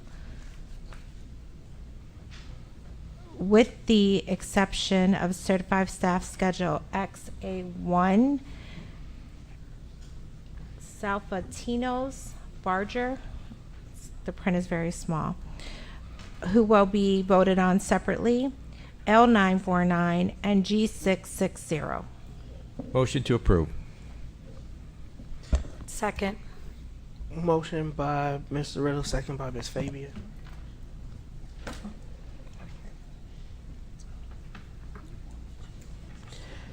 All right. Roll call. Mr. McBride. Yes. Ms. Gonzalez. Yes. Mr. Riddle. Yes. Ms. Hannah. Yes. Ms. Fabian. Yes. Ms. Lensing. Yes. President Ewing. Yes, item approved, motion carries. And now we have an item 2, or do we have we need a second motion? So I'm making the motion now. So, Mr. Riddle, can you do a motion to approve? Okay. Okay, so, where am I reading? Okay, so I make a motion to approve the individual listed on personnel schedule F1002, third name, as an MTSS teacher. I second. Motion by Mr. Riddle, second by Ms. Gonzalez. Any comments or questions on the motion? I just have a comment. I'm opposed to this, just because some information came that brings a lot of questions and concerns in fairness and equity. So I just have to make that known. Thank you. Thank you, Ms. Lizzie. Ms. Anna, you said you wanted. Roll call vote. Mr. McBride. Yes. Ms. Gonzalez. Yes. Mr. Riddle. Yes. Ms. Hannah. No. Ms. Fabian. Yes. Ms. Lensing. No. President Ewing. Yes, item approved, motion carries. We are now at we have one administrative appointment. At this time, I'd like to introduce Dr. Kevin Brown, who previously served as the high school academic chair over social studies at the Washington campus. He will now serve as the assistant principal at Jack Benny Middle School with a starting salary of $95,000. Congratulations, Dr. Brown, on your new appointment.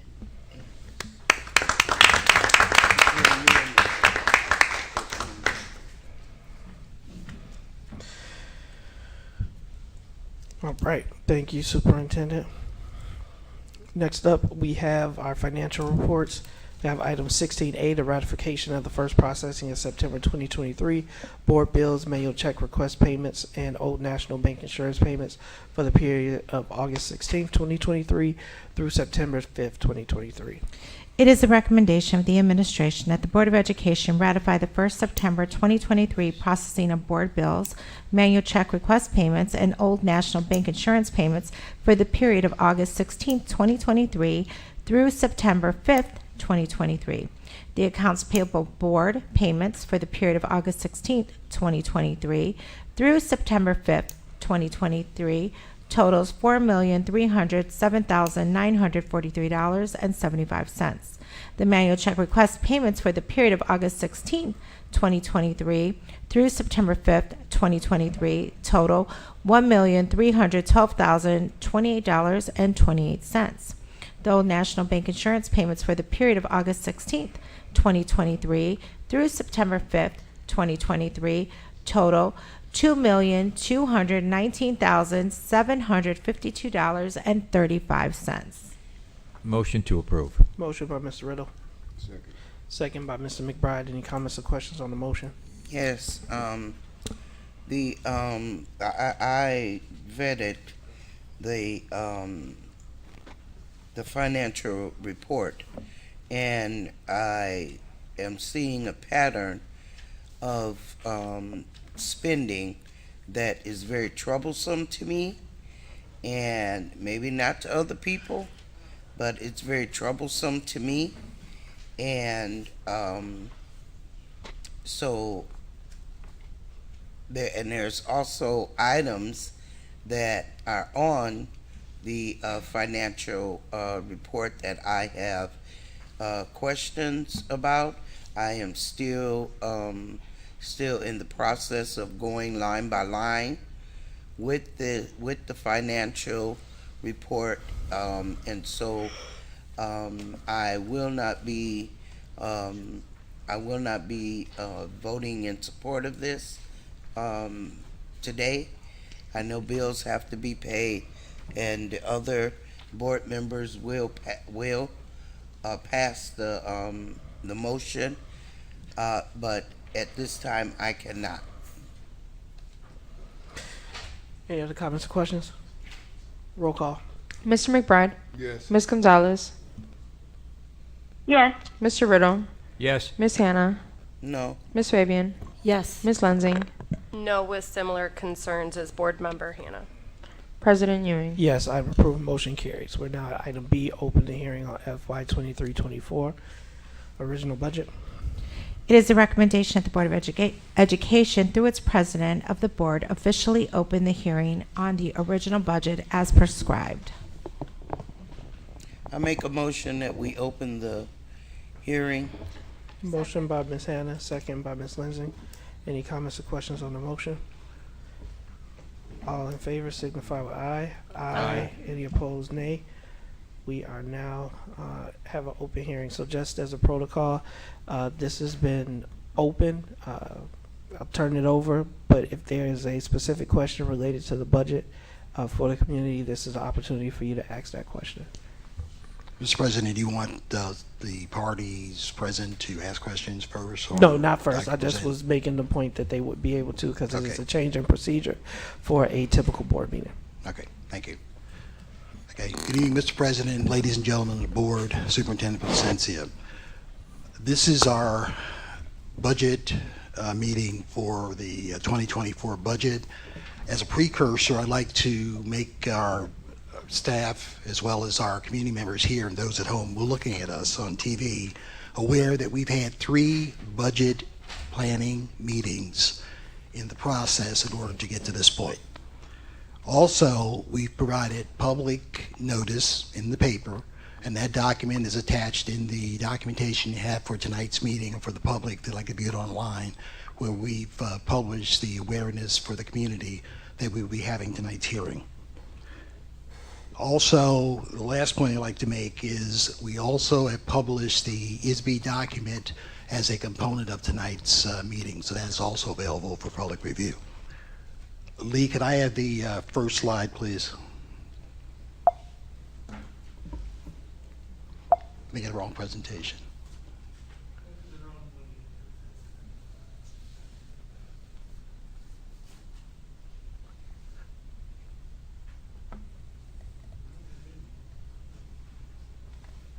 A little technical glitch. We'll begin here in a second. We start with the philosophy that we want an equitable budget, a budget that supports the needs, strategic needs of our students, and also the instructional process and operational needs. The superintendent's commitment is indicated for the public and for your review as a component of tonight's presentation. Focusing on a strategic planning process, this is a system we've utilized for the last 8 years. We no longer roll over budgets. Each year we examine from an instructional and operational sense, what are we going to do? Why are we going to do it? Which are the resources? You have teachers involved with the principals at the school level. You have the department heads involved. Their materials and their submissions are vetted by the deputies, and then that's even shared as with critical friends in the strategic planning budget committee prior to that becoming a ISB document that's been shared with you across the budget workshops. Next slide, please, Lee. Next slide. Thank you. The strategic planning process focuses on 4 basic principles. Transparency, I've spoken to that a little bit. We want to make sure that teachers, the department heads, the community, and you as board members see what is going on in the budget process. And that is published through the budget workshops. That's used as an educational instrument to ensure you as board members in our community are made aware. Secondly, equity. We've seen the picture where the kids are watching the ball game, each at a different level. They have different needs. So equity drives to the needs of the students as opposed to having everybody have an equal piece. Thirdly, sustainability. We don't want to willy-nilly buy items or purchase services or employ staff. We want to make it a cognitive, eyes open, deliberate, and long-term, if needed, commitment of resources. Resources follow the need, and each year those needs are examined. And finally, return on investment. We want to make sure that what we spend our money on, we spend wisely. Next slide, please. This is essentially our process. We start from the left to the right. You can see our our district priorities. Research-based pedagogy, instruction. We embrace diversity and equity, all leading to student success. Our goals, an umbrella if you would, a stable budget. We're maintaining the pulse of what is happening so that we can also monitor expenditures and revenues to ensure we can optimize our dollars for our students and for our needs. We talked a little bit about the strategic planning process. You're all very familiar with that as board members.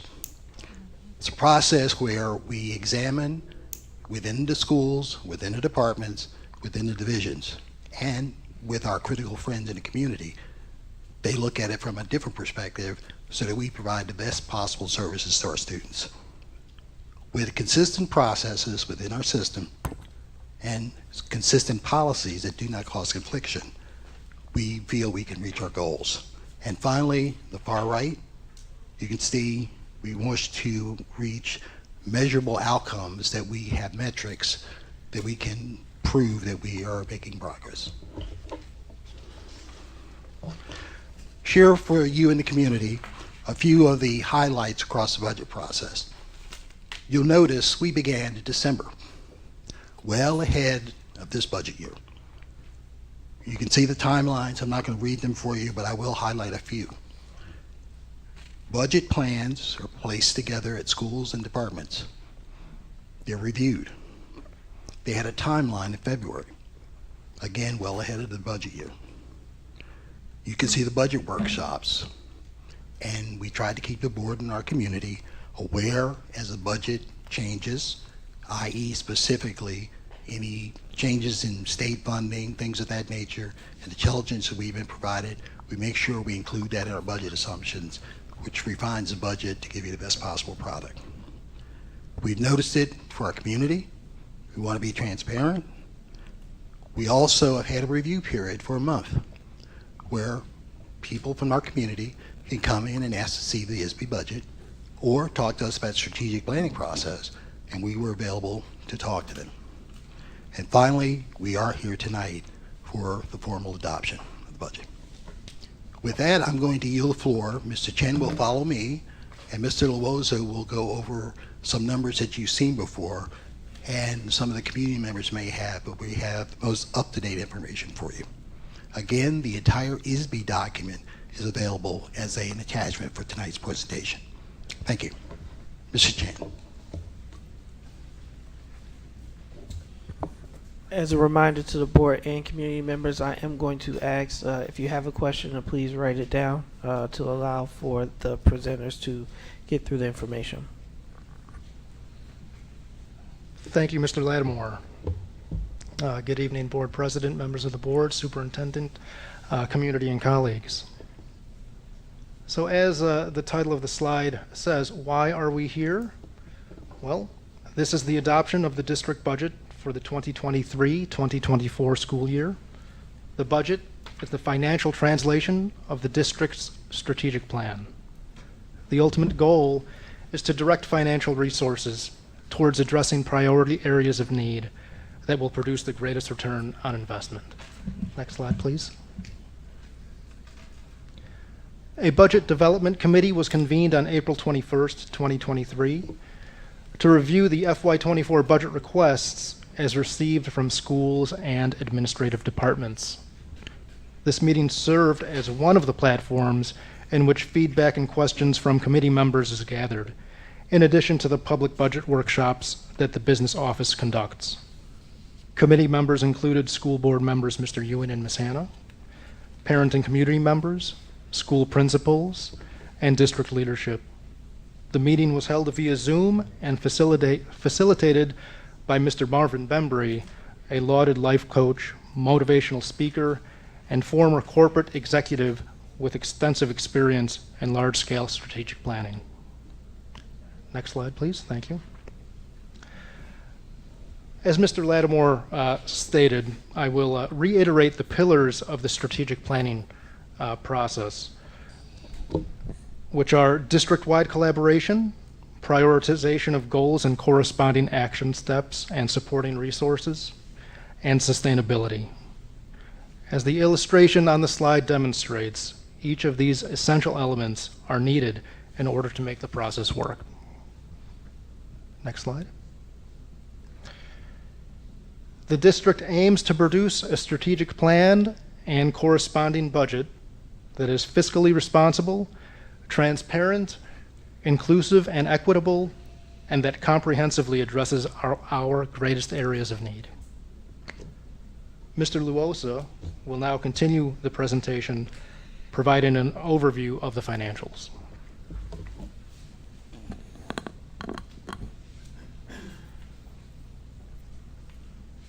Thank you, Mr. Chin and Mr. Lattimore. Good evening, everybody. This next slide is the property tax extensions, the last 2 years. On the left side, it's tax year 2022. On the right side was tax year 2021. Keeping the taxes level. Over on the right-hand side, top right, we have pending tax receipt not included in revenue, $260,000. That came from an email that we received from Anthony Vega, the county clerk. And he had noticed that there were some undistributed monies for many of the county governmental organizations.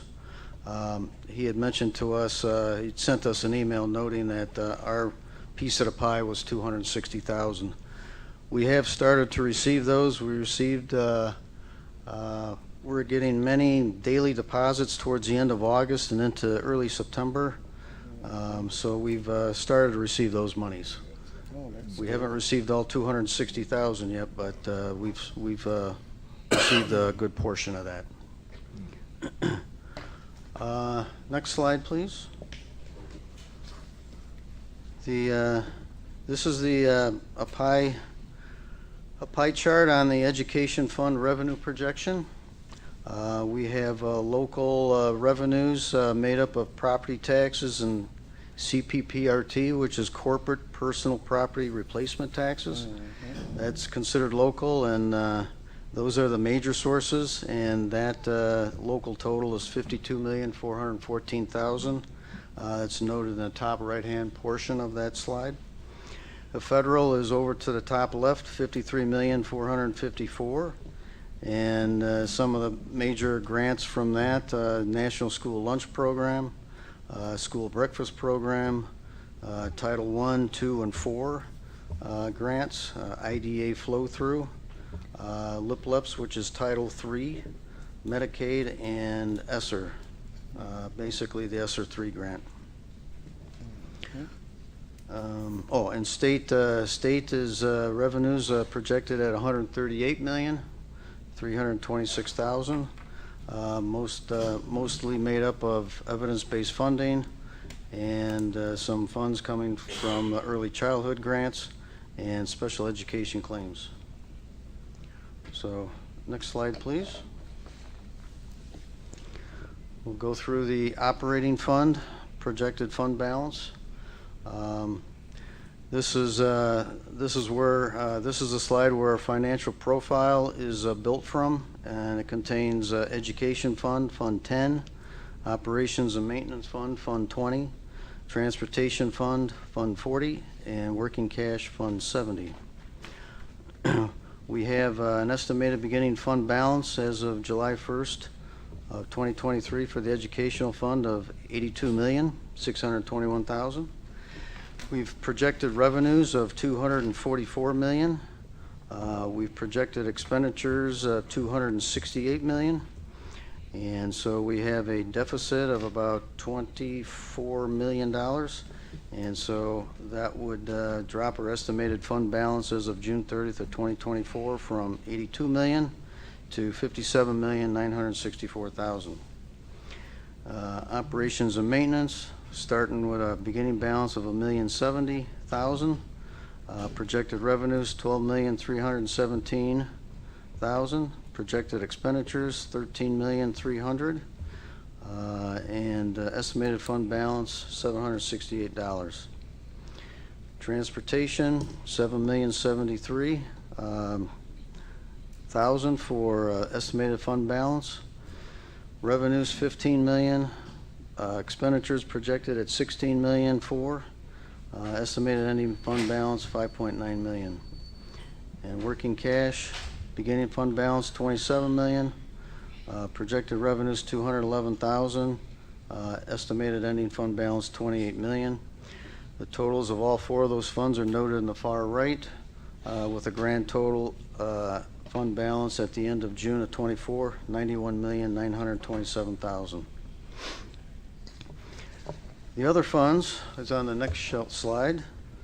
We have debt service, Fund 30, Municipal Retirement Social Security, Fund 50, Capital Projects, Fund 60, Tort Fund 80, and Fire Prevention and Life Safety, Fund 90.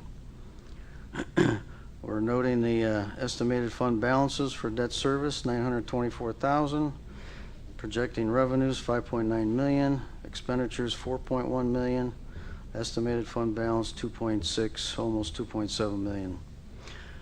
Municipal Retirement Social Security, $1,379,000 beginning balance, revenues $9.3 million, expenditures $9.1 million, estimated fund balance $1.5 million.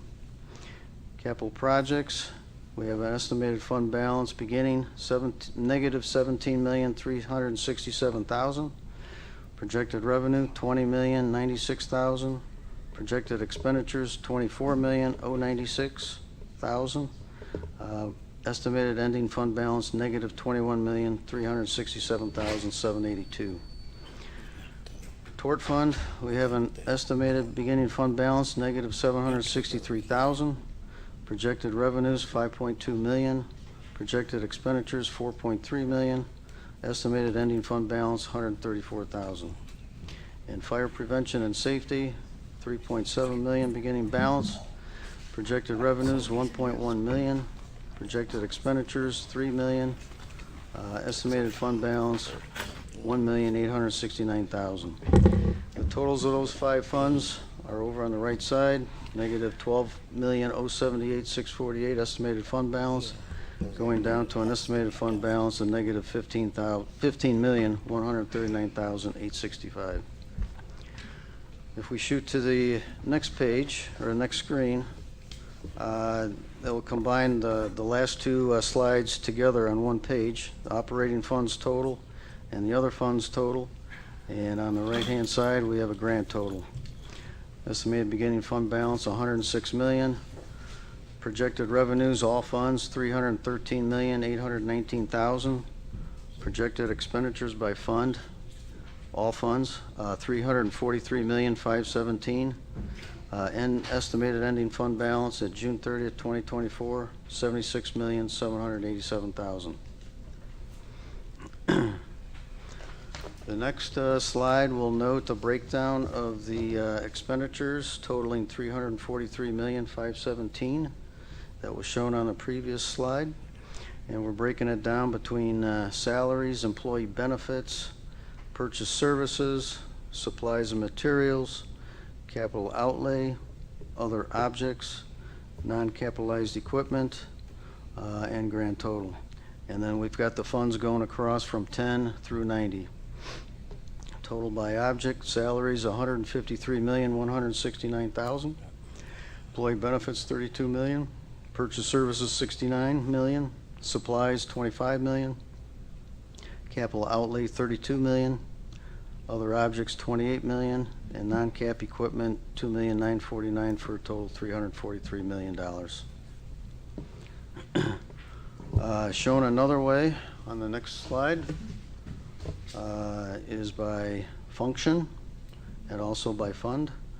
We have the same total of $343 million, broken between instruction, support services, community services, payments to other districts, debt services, and provision for contingencies. And then we have the funds, of course, going on top from left to right. Total instruction, $158 million. Support services, $166.9 million. Community services, $3,228,000. Payments to other districts and government units, $80,000. Debt services, $3.6 million. Provision for contingencies, $11 million. Grand total, $343,000. That's a summary of the budget document that we have filled out, and I believe that you have also the ISB document that notes the numbers in greater detail. So, open up for any questions if there are any. Yeah. Just some kind of questions, but it's still regarding the budget.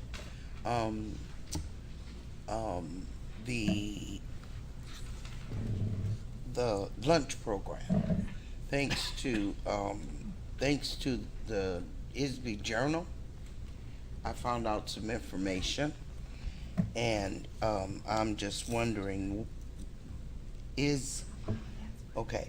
that we're supposed to be getting, if we're in compliance and certified in our lunch program, right? And we're supposed to be getting 6 cents extra for each lunch served. Okay. Right? Now, is that money contained into our budget for our revenues? I don't know if the extra 6 cents is, but we do have revenue, of course, projected in there for the National School Lunch Program. Right. Okay. And that would kind of, I guess, be under revenues, wouldn't it? Right. It would be revenues, Correct. right? Correct. And so, okay, because I have to go further with that, but this is not the time. Okay.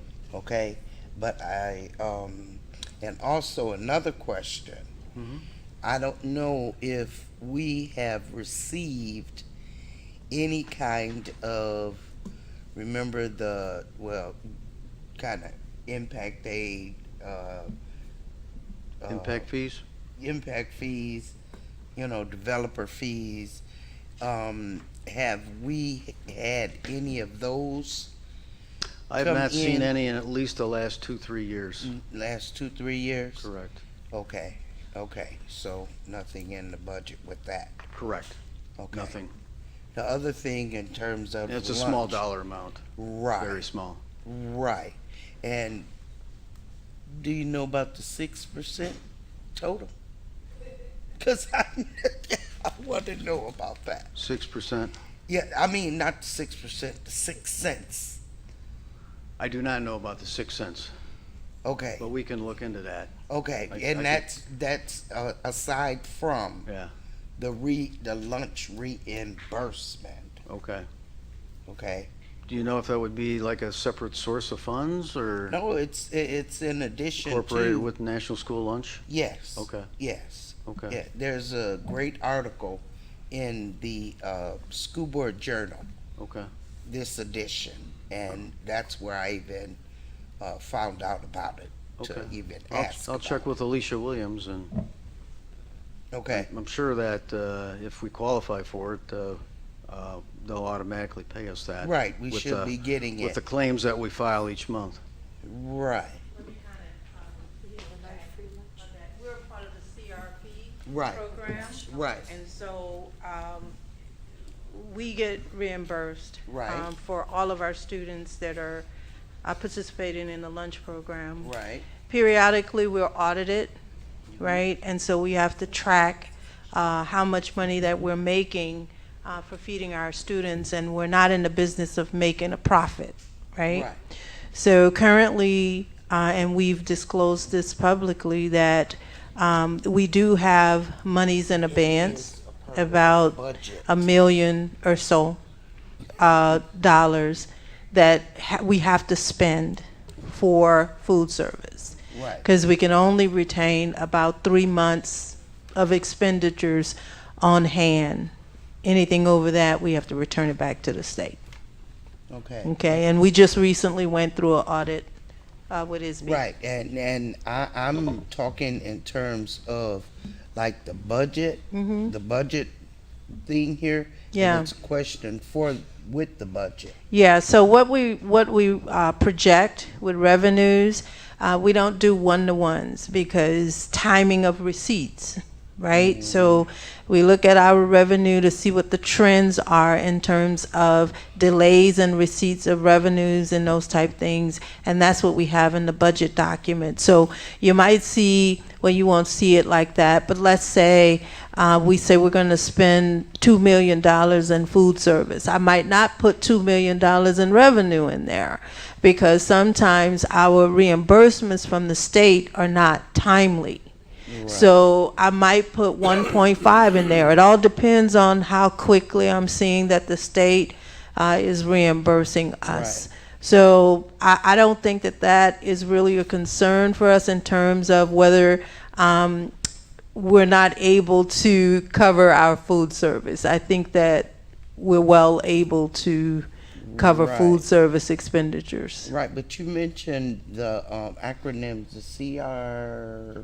Yes, where a number of years ago when Walt Doughty was here, we applied for the program where 100% of our students are considered free and reduced lunch. That was that we called it back then, I think, Provision 2 or something? Yeah. Provision 2. Yeah. Right. And so we're a part of that. Okay. Okay, but we still get our reimbursement. We do. Any other questions? Thank you. Board, community, staff and audience. All right, at that point then, I'm going to ask for item 16, move to item 16B and ask for a motion to close the hearing on FY 2023-2024 original budget. So moved. Motion by Mr. Riddle, second by Mr. McBride. Any comments or questions on the motion? All in favor signify with aye. Aye. Any opposed, nay. The hearing is closed. Now we have item 16D, which is the adoption of the FY 2023-2024 original budget. Superintendent. It is the recommendation that the Board of Education approves FY 2023 through 2024 original budget as presented on the official Illinois State Board of Education ISB document, which are summarized on and attached for ease in review. So moved. Motion by Mr. Riddle, second by Ms. Hannah. Any comments or questions on the motion? Yeah, I just want to say thank you, finance team. We couldn't do without you all.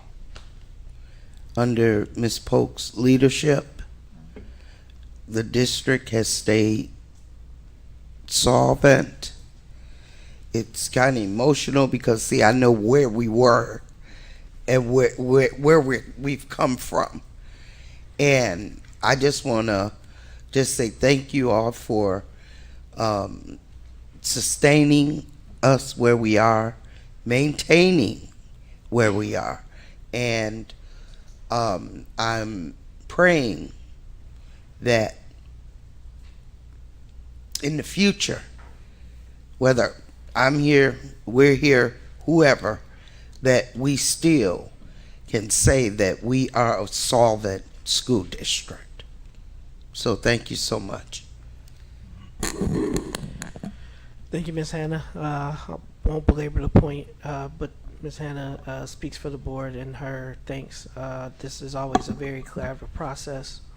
It's never a fun process. But I do appreciate the finance team for always being willing to work with the board. At the end of the day, Ms. Polk say, I'm gonna do what you tell me to do. You know, and so we appreciate your candor and your commitment for the entire team to make sure that we are fiscally solvent so that we can continue to serve our community and the students of District 60. So thank you, Board of Education. With that, roll call vote. Mr. McBride? Yes. Ms. Gonzalez? Yes. Mr. Riddle? Yes. Ms. Hannah? Yes. Ms. Fabian? Yes. Ms. Lindsay? Yes. President Ewing? Yes, item approved, motion carries. I got everybody, if I did not receive committee requests from you, I did not assign you a committee because I am assuming that you did not want to be on one for everybody. What in the world? Don't try that. Am I on the budget committee? I asked, we could talk about it offline. So, committee reports, delegates report, do you have a delegates report, Ms. Hannah? No, I want to know what committees I've been put on. Wasn't going into it, it was an email. I asked multiple times to have information. Oh, well, I sent you that. So. Okay, so if it's a sign, I'm you know. like- All right, delegates report. Do you have one, Ms. Hannah? No, just that I know that Ms. Jasmine sent out the notice regarding the fall Triple Lakes. Lakes dinner, right? Yes. Lakes The Division. Lakes dinner. And if you haven't, like me, reply to her to make sure that we get registered and everything for the Lakes dinner. And we have the CUBE conference coming up this week, and it's going to be very interesting, very informative, and very meaningful. Thank you, Ms. Hannah. We got item 17C, which is superintendent's report. Due to time, I did ask that it be held because I do want to get to Mr. Hannahos's presentation that we weren't able to finish. But if you want to just mention what it was about so the board is prepared. Yes, the presentation tonight was going to be on the teacher vacancy grant that District 60 was awarded, which will award $775,000 each year for the next 3 years. This money will help us focus on recruitment and retention. It would allow us to help our paraprofessionals go back to school and pay for that. Also pay mentors, teachers receiving their master programs, et cetera, teachers receiving certification in ESL or their LB1. But we will put that on information at our next student achievement meeting if there's further questions. Thank you. All right, so these items have been presented for information. These are first readings. Board, please review. The plan as of right now is to bring those items back for second reading at our next board meeting. So I know we are going to be busy this week, but please try hard next week if you have questions, comments, corrections to get those to myself and Ms. Vanderbroek. And those are on recruitment, selection, and appointment. And then we also have Board Policy 5008, which is the remote educational program, and it's a first reading. So old business, we got 19A, WPS 60 versus Jewel et al. Case number 3, was that colon? Mm-hmm. Colon 21-CV-09521-settlement. Yep. I squinted too. I squinted too. No worries, but do we have, go ahead and read the recommended action, Superintendent. It is recommended that the Board of Education approve the settlement agreement in the form presented by the General Counsel and authorize the board president to sign the agreement. Mr. Riddle, motion to approve. Motion by Mr. Riddle, second by Ms. McBride. Any comments or questions on the motion? So are we getting this money or are we paying this money? Paying it. No, I'm just joking, Miss Hannah. I'm sorry.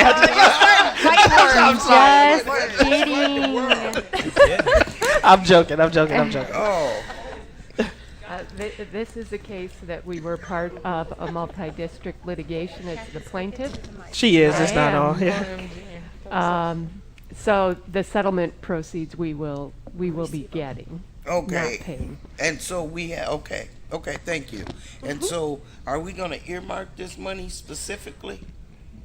So it just don't get put in the pot? Ms. Pope? so we can do something else with it? Hot seat. We'll bring that answer back to the Board I of don't think we're ready for that Education tonight. at another time. I have captured the question, Ms. Polk, and we'll get it to the board. We're all gonna Yeah, because we could put that toward Weiss Field. exactly resources and supports. Roll call vote. Mr. McBride. Yes. Ms. Gonzalez. Yes. Mr. Riddle. Yes. Ms. Hannah. Yes. Ms. Fabian. Yes. Ms. Lensing. Yes. President Ewing. Yes, item approved, motion carries. And then I just want to, for the record, Ms. Gonzalez joined us in person at 9 p.m. All right, we are now here to finish our conversation around the student board member proposed policy. So we are at 19B. If we can get the presentation up so we can walk through It's it. gonna be long, right? It is. Can we go to new business first? We didn't have any new business I items. got some new business.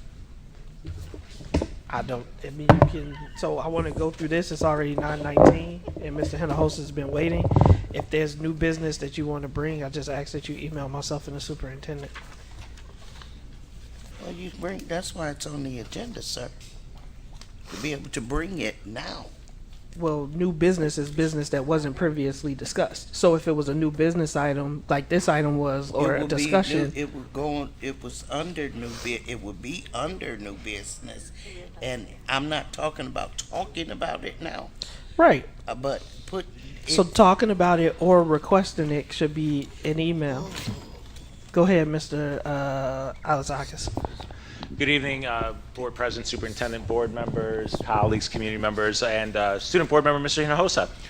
So if you guys will remember last month in August, as the presentation states, we left off, I believe it was on slide 8. So we had gotten through the first 7 slides. The last thing we had discussed, though did not receive board concurrence on, I believe there was going to be discussion, or you guys would talk to President Ewing, was about ranked voting. And so we're going to go on to the next parts.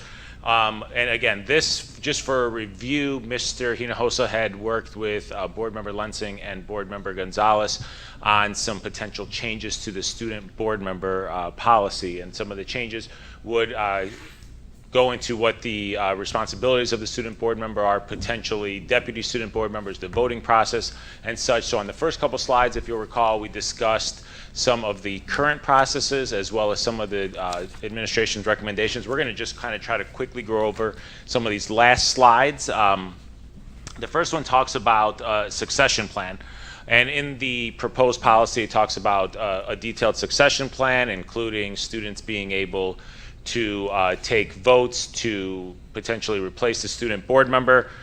In reviewing it, some of the things that you guys can see there is there's currently not a succession plan in place. One's not being recommended for the sake that the role is it's a 1-year appointment and it's an advisory role. I mean, ultimately, if we get to the point where we see that the student board member isn't fulfilling his or her duties, if there's problems with attendance, if something comes up where things have come up and they can no longer serve in that function, we always have the option of offering it up to the individual who was the second place finisher, depending on the time of year. Obviously, in April or May, that's more feasible than, say, November, when there's only maybe a month left in the term, and maybe that's not the most feasible way to go about it. So that's the recommendation. So that's something that the board would have to decide on. I don't know if Mr. Ewing, you wanted to do it like we did previously, where there's any discussion on that, or if we just move on. I say go through them and then we'll go back and kind of just ask yes or no kind of get consensus. Yeah. Next part was the length of the term on the next slide. Right now, as you all know, the student board member serves from January to January. It's a 1-year term. There was discussion in the policy about 2 parts. One, do they want to move the term to August and have it serve kind of along with the school years? And 2, make it a 2-year term. So the recommendation is that it remains a 1-year term, and that's partly to allow other students to have an opportunity. Now, ultimately, for students in, say, Victor's situation, or in, I believe the last time we had a sophomore elected was in Raven's situation, you'd have the option to run for a second term if they choose to. But by making it a 2-year term, that's kind of disqualifying maybe your current juniors from running. And we know that a lot of times it kind of takes students some time to kind of gain their voice, kind of gain their confidence. Maybe they don't find that until junior year as a sophomore. They may not feel comfortable running for student board member or representing the student body, and so we wouldn't want to disqualify those juniors from doing so. Also, like the last part says, yeah, if a sophomore is elected, they would have the option to run for the second term. But the recommendation, at least on our end right now, is to maintain that 1-year term with the option that students like Victor would have the option, if he wants, to run for a second term. There's nothing disqualifying him from doing so. Next part is the deputy position. That's something that was discussed, and also giving some duties and some authority to a potential deputy student board member. And so the board would need to decide, does it want to create the deputy student board member position to serve in place of the student board member when the student board member is not available in a meeting, or does not, as we discussed earlier, reasonably follow through with responsibilities. So the recommendation based upon the school code is that we remain with one student board member, given that the school code states that the board may appoint a student board member. And so the way it's read is that it would be one student board member.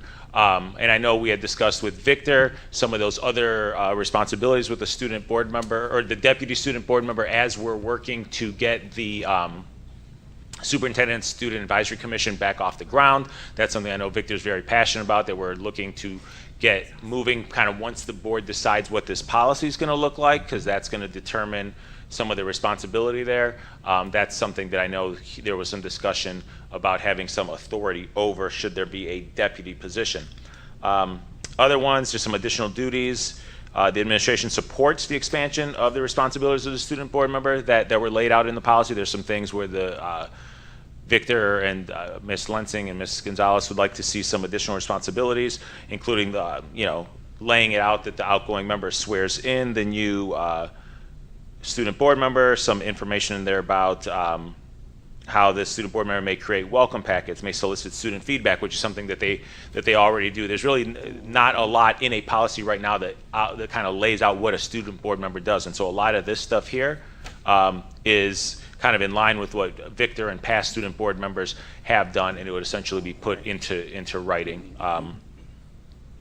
And then the last part, I believe the last slide, is we do support the expansion of the responsibilities to include some of the following, assuming there's board concurrence. Provided participation does not interfere with student board member school or attendance, that the student board member may be invited to serve on some superintendent committees or assist in the solicitation of students to participate on committees.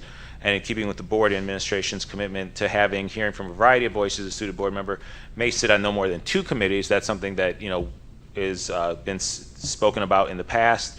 In addition to attending regular board meetings. Also, they may be invited to address middle school students around student engagement and governance once a year. I know that's something past student board members have spoken to elementary students. They've spoken to middle school students. I know the principals have been excited to have them into their building to really showcase them and where they've come from and how they could be great role models for students. So that kind of sums up some of our recommendations based upon the initial reviews of the proposed policy. Ms. Vanderbroek, if there's anything I'm missing, and I realize it's been 3 weeks since we last discussed this, so I'm hoping everybody can remember back then, or you took time and watched that YouTube video today to refresh your memories.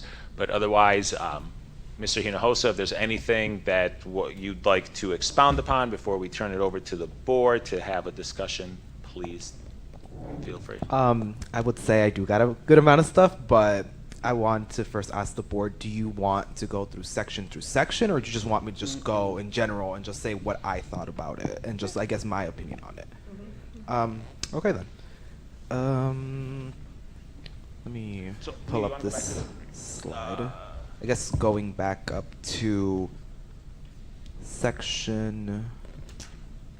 succession plan. Yeah, I think we'll start with that first. Because we already discussed the last 2 slides about like policy and stuff like that. What would it be exactly? But I would go off and say first that we did discuss saying that because this position is like advisory in nature, there is really no need for a succession plan. But in Mr. Alajakis' point, he did state a succession plan. It's just not set in stone. And that's what we want to do here, right? We want to have a set succession plan because at the end of the day, being able to have concrete plans of if something happens, we have a document saying that's exactly what happens. We don't leave it up to chance or anybody's second nature saying, oh, it doesn't say anything about that. We could choose whatever we want to do, right? Whatever the plan that Mr. Alajakis said, if for some reason I can't do my position anymore, we go to the second person that got the second amount of votes. That's still a succession plan. It's just not set in stone. That's still the same thing. So personally for me, I still feel like a succession plan, whatever nature it is, it may not be similar as the one that we wrote in the policy, but having still a succession plan set in stone so we don't have to go back and forth and argue, oh, should this person have the right to this or have a legitimacy because they got the second place votes? Or should we give it back to the students because they're the ones that voted and they have the power to choose who sits in this chair? I feel like just having that set in stone plan is just common sense, and having that set continuity of position, right? We go now to the next slide. Term length. Okay. I was racking my head a little bit about this one specifically, right? And I have notes here. The recommendation of the administration is stating that obviously having only one term would be more beneficial, quote unquote, because obviously there are students that are juniors or juniors that may not get the chance to go into this position, and I understand that fully, right? But I feel that it's kind of one-sided, and I feel more monolithic because we don't let freshmen do it. And who's to say they're not prepared either? Because I was a 7th grader, and obviously I'm a different situation, right? Like I'm just someone else, but obviously there are students like me in middle schools that want to do these positions, and my teachers freshman year were like, oh, you should totally run for this. You should run about this when the application comes out. And I had to very, very kindly remind them that I can't run for this yet. So obviously we have the idea of one term, but we don't let freshmen do it, but we consider juniors out of the picture if we do 2 terms, right? And I feel like just because of a grade classification doesn't change the fact that there's other students that still want to do this, right? And to the fact that it's 2 terms that leaves other students out, Mr. Alajakis did make the point that there are other student opportunities that are coming up. First, the superintendent's board, right? That's another student governance position. I'm working with AP Arias at Brookside to create a Waukegan High School student government, right? This is not going to be the only position that deals with student governance. And every single one of those 3 institutions, this seat, that board, and that student government all going to work interconnected as time goes on. Just because we didn't let a junior, if a sophomore wins this election and goes up to their senior year and that junior didn't run, doesn't stop them from running in the superintendent's board, which is 1 term each, and the student government, which is planned to be 1 term each, and there is student governments within that. So at the end of the day, I still don't see how 2 term is a bad idea, and it also comes back to the point that 1 year is not enough. There's a lot of stuff that you want to do, and you spend about 2 to 3 months trying to figure out exactly how you do this job, and then you have about 5 to figure your stuff out. And because of how bureaucracy works and how slowly that takes time through the equity process and stuff like that, you don't really get a lot of stuff done. Having 2 years gives you the chance to really set into stone what you want to work on. And if you still didn't do it those 2 years, then, well, sorry. But obviously I feel like 2 years is still essential because we still have other opportunities for students. This is not the only one. There's going to be more as time goes on. And also because we still want students to have a concrete plan. This is not just some seat that you sit here and look pretty. Obviously there's stuff that you need to do for this, right? But that's just my opinion on the length term. If we could go on to the next slide. Okay, the deputy question. Yes, the school board does state, the Illinois school code does state that it's 1 student, a student, and just thinking about it, that just means a student, right? But if we look at other school districts, just a great example, the Community High School District 128, which encompasses Vernon Hills and Libertyville, they have 6, 3 from each high school that serve on their Board of Education.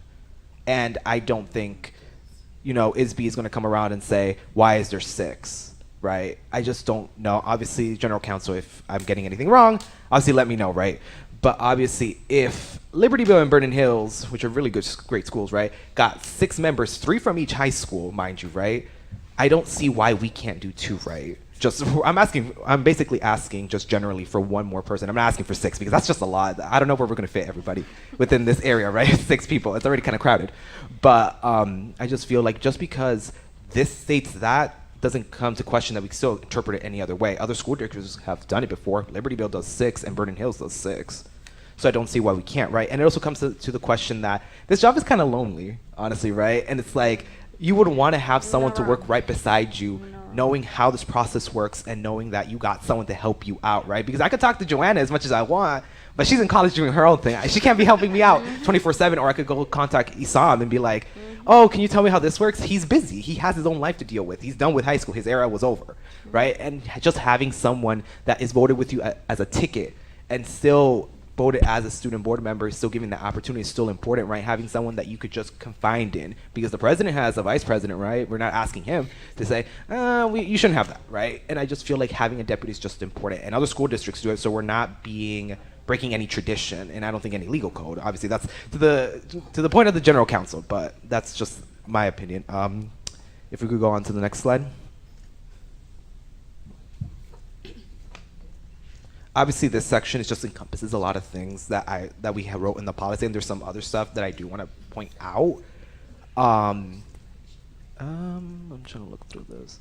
Other than point is, obviously, I just agree with the administration on some of this stuff, right? Obviously, creating welcome packets, inauguration, being on committees, that's all stuff that we agree in that the position should have more meat to it and being able to do more stuff. Obviously, the policy that Ms. Lenzing and Ms. Gonzalez wrote has more extensive points that weren't added here. Just obviously, I feel like just for my idea, because it's just simplicity, but obviously the board does have that document to look over and see what other items are in there.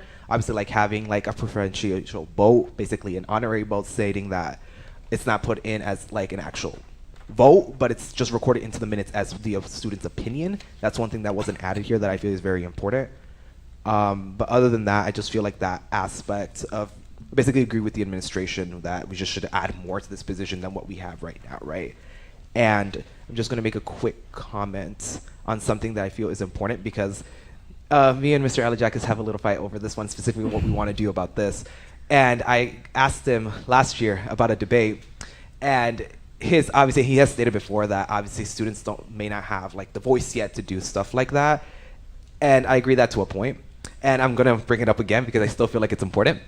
I feel like obviously the administration does bring good points about the process and the debate. I can't agree to the idea that that's ranked choice voting. Never mind, I'm reading on the wrong thing.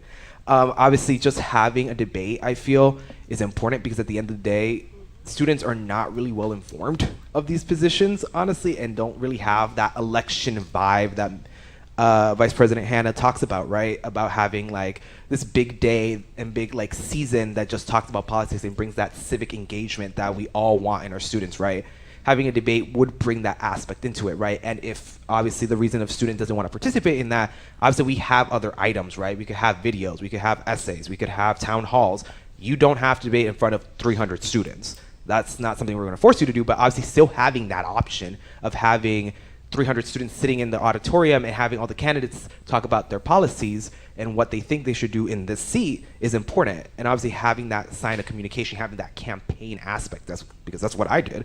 And well, I'm sitting here today. So I will tell you that it works to a point, right? And all politicians do it. And anyone that wants to get into that political realm understands that that's something you're going to have to do. And obviously this is a good safe boundary space that doesn't bring all the nasty stuff that comes into politics, right? And here it's a little bit more easier to like really learn that stuff here and more mold it into something else, right? As you get older. As somebody who ran for 8th grade president, I don't know which was a nastier campaign. Just saying, like, high school politics is kind of weird. It's a whole drama, but I'm sorry. I want to see the posters from that. I want to see your pictures. But obviously, that's just my recommendations.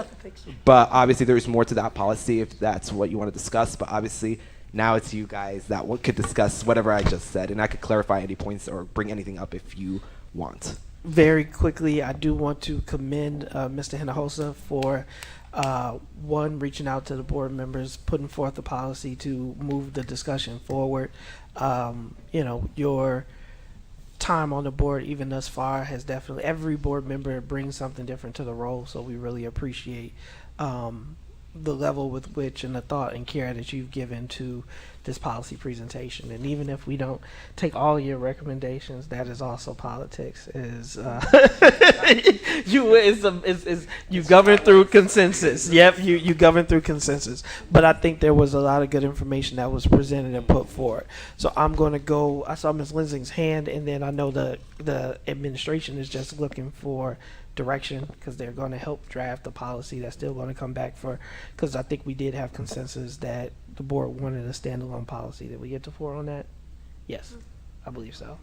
Well, I think we did. So we wanted a standalone policy. I can reconfirm with the board. I don't want to. And then once we have that, it'll be brought forward for a first reading with whatever the suggested heart is of this conversation, and so that the board will have another opportunity if they disagree or want to make another case to kind of state it. But Ms. Lindsay? I just want to first thank you. That was a lot of work and a lot of follow-up with citations or examples or reasoning, and I think that's so very important as you're trying to put this stuff forward. So great job. Secondly, there was some concerning language with the PowerPoint or presentation. I just want to ask that we're not using definitive language when we have components that are up for discussion. So when you say it is a 1-year term, well, it's on the table to expand that to 2 years. So when you say that it is this, instead of it is currently this, it gives an implication that maybe we should keep it that way. And then I don't think you meant fight with Mr. Alizakis, but there was a conversation or a debate, right? I'm Because using Mr. Gen Z Alizakis lingo is just for great. the record. Just Gen Z lingo for the record, y'all. Fight with Nick all the time. Just for the record, he didn't do that. I know, but you know, the word fight on a national scale, I'll just leave it at that. We debate. Yes. So there were a couple of pieces. So with regard to the debate, I like how Mr. Hinojosa, you expanded to say it doesn't have to be a debate, it could be a presentation. And the main goal of that component was informed voters, right? And so I don't want to throw these kids to the wolves by not having a set list of questions that they can prepare for, right? Because we're not expecting them to be full-on politicians. Right. Again, you're a great example, but we don't want to define you as the example, right? We want a variety of voices. So some sort of way where all of the candidates can present that information prepared ahead of time so that they do it in a safe environment. I'm going to echo again the importance of ranked choice. I get it, it's not done nationally. I get it that it might take a little bit more effort, but I think it's the most equitable practice. With regard to the concern around 2 years, and it is interesting, and I do wonder if legal or someone else has comments about Libertyville and Vernon Hills having multiple, but we do have 2 campuses. Right, and so it's going to be hard for one student board member to be the voice of both of those. 3 campuses. I apologize, AOAC. That is my fault. We have 3 campuses. So when we look at these pieces, in my mind, if we don't like the 2-year term because it eliminates opportunities for others, an alternative that we could as a board consider is possibly saying, you come in you're voted in for a deputy with the intent to grow into the student board member position. That way you are gaining traction for how the process works. You can have a mentor, you can have someone to collaborate with and have a support in place. And then when it's your time to be the student board member, you have the most direct voice. If we do have a succession piece in place, whether we have 3, 2, or 1, I just want to echo the need that we should have students re-vote, because as the year goes on, while that may have been someone's second choice, or it may have been the total second choice, things happen and people's perspectives and opinions change throughout the year based on different experiences, and they can be more informed. So I just want to say, if we do have a succession and we need to replace someone, I would advocate for another vote. And Ms. Langston, you do have a point there, right? And we did write in the policy a referendum if like students really don't like the student board member for any reason and they want to change their idea and want to put someone else, they have the mechanism of creating a snap election and having someone else fit the rest of the term. So just for the record. Go ahead, Miss Vanderbroek. Then I see a couple hands. So I saw Fabian first, and then I see you, Mr. Riddle. Quickly on the question of the other schools, this isn't going to be a satisfactory answer, I'm sure. It's the lawyer's answer. Most likely nobody's challenged it and brought it to anybody's attention. That's the best I could give on that. Miss Fabian? Just for me, knowing that there's over 4,000 students in the high school, and you have one representative, I would rather keep it a one-year term and not have them go for a second year, because it does take away an opportunity from someone else. It's just such a, I mean, it's a 1 out of 4,000, right? And so to have somebody do that twice and not give a voice to somebody else, to me, I would rather keep it as a one-year term, but that's just me. I do, so when we used to do our superintendent student council, to your point, we used to do middle schoolers and high schoolers, and that is a way to get that voice in. And I think that's what you're looking for, is trying to capture the voice of younger students and give them that leadership role. And that platform worked really well because those students came in, discussed issues, and I think that's something that I'm hoping that it does come back, and that'll be a way to then give that opportunity to more people, and that might be a way to also build maybe somebody up to kind of follow into this role afterwards. And support. Just point of order to clarify. So when you say the one-year term to give other students opportunities, are you advocating for student board members not to be able to campaign again, run again? Right. Okay. Miss Gonzalez. I'm sorry, Mr. Riddle. I can go next, actually. What? You want to go After first? you. No. I told Mr. I was coming to Mr. Riddle after Miss Fabian. That was my fault. Okay. Just a couple points on it, and it's just mine as well, again, just to express my opinion. I liked what the recommendations of the district were. I also like the student board member role guidelines that are published here. I thought they were very good. I also favor the one-year term. I think but I do like Mr. Hinojosa's idea about the 2 campuses, and I think it would help in many ways, because you'd be offering that opportunity to a junior and a sophomore, and there, as he mentioned, it gives the board members a chance to talk to each other, to talk about what's going on, and to solicit ideas from each one of their campuses. So I think it would be vital for us to hear. And I think it could easily be accommodated, and if it was challenged, we deal with that. But in the meantime, I think it would be something that we could do. I think it's an important issue for this board to consider, because we want to hear the voice. But again, I agree with Ms. Fabian. 1 year is all I think a board member should serve. I wouldn't want to put also a limit on somebody that has to say, oh my gosh, I'd do it for a year, but I don't want to have to be going in for 2 years. I want to try something else. So I still think we should keep it as a 1 year, but I strongly recommend, as Mr. Hinojosa said, that we need to hear the voice from both campuses. And it gives the opportunity for that. We always forget AOEC. Well, we can say AOC, but that person is available on that campus to go over to AOEC. So I think that could be accommodated. And as far as some of these other details, like the selection process, whether they're going to do a debate or they're going to do a presentation, I think that should be left up to the principals and the campuses to decide. So that can be adjusted. We don't want to put that down in even the succession plan. I think just as a recommendation of what we have, I think is fine. We don't need to. It would be different, for instance, if a board member had to leave right at the beginning of the year. They just started in the position, maybe they got hurt or they moved out of the district. You may want to then go back to the student body and do the whole process again. But if you're talking about it just the last month or two of the, of their term, leave it the way the recommendation is. Don't set it in stone. Leave it flexible. But those are my recommendations. Thank you. Ms. Gonzalez. And thank you, Mr. Hinojosa, for bringing this forward. Go ahead.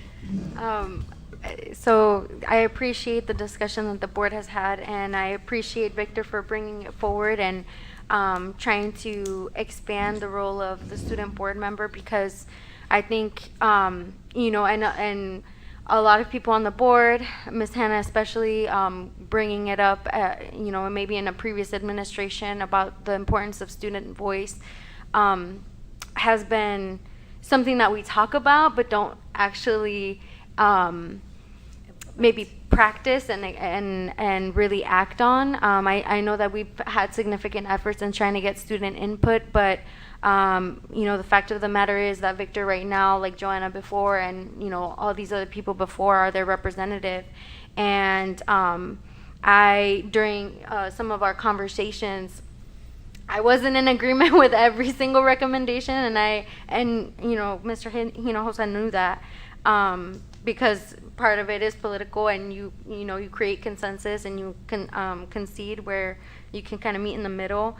So my hope for this was primarily for it to be a learning experience. So what can we do? What can the administration actually feasibly act on?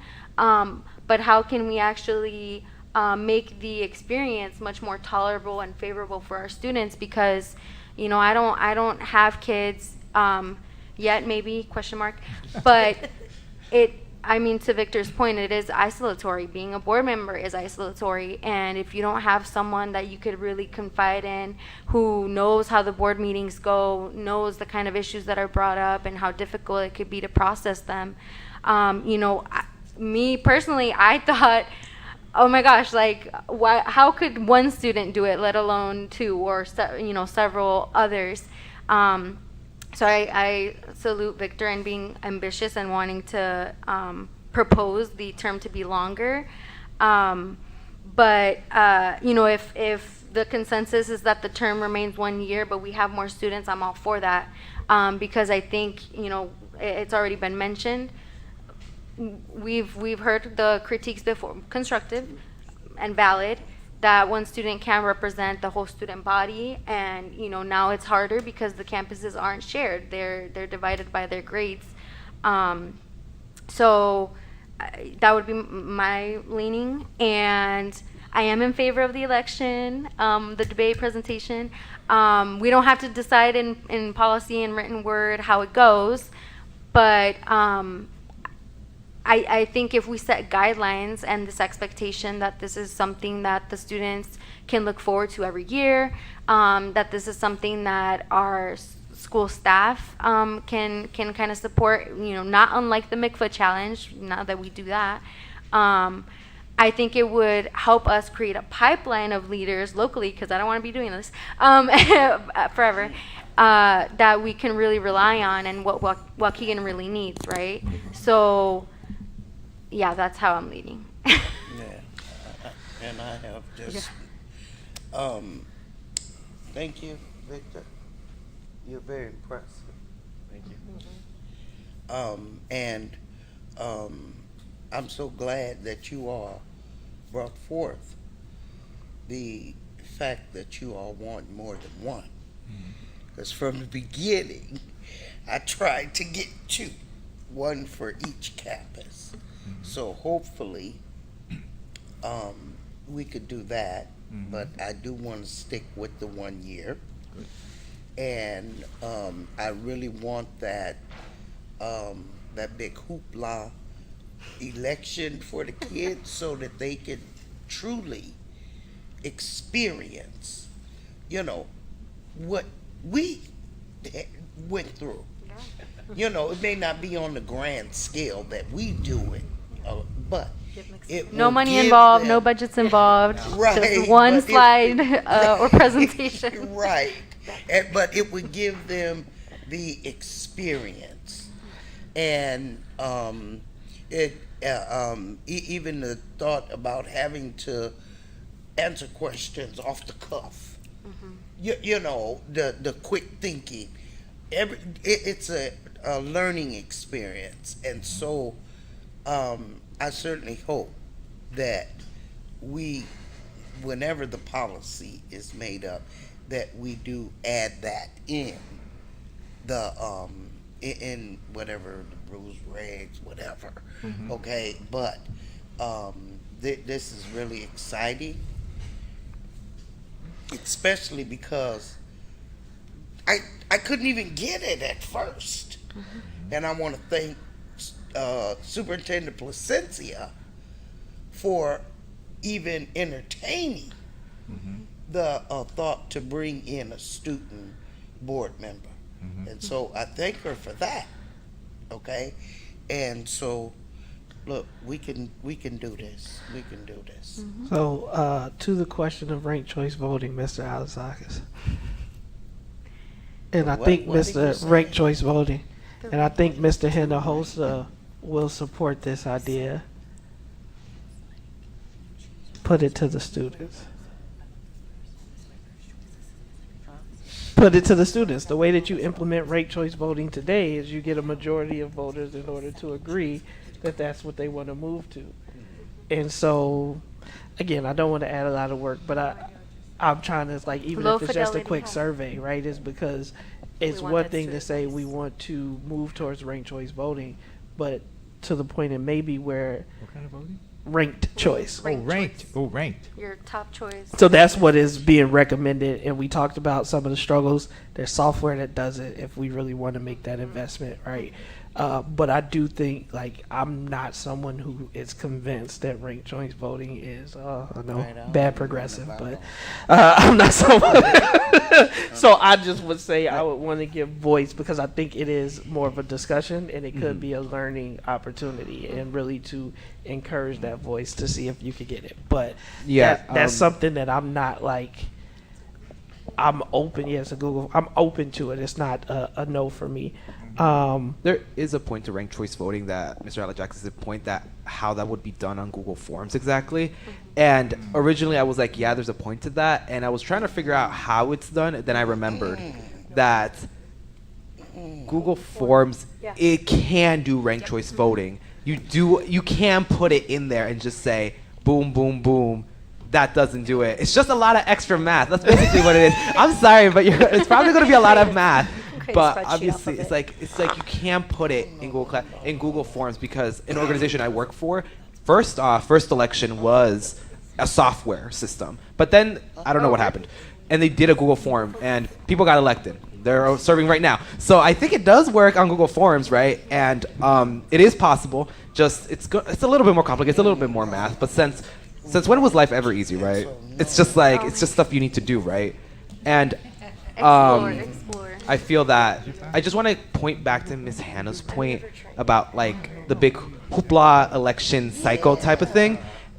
It does connect to the August framework. There's a reason why I said an August framework. There's a reason behind that because it's kind of awkward that you run in December, you go in the January, middle of finals, and maybe? then you go.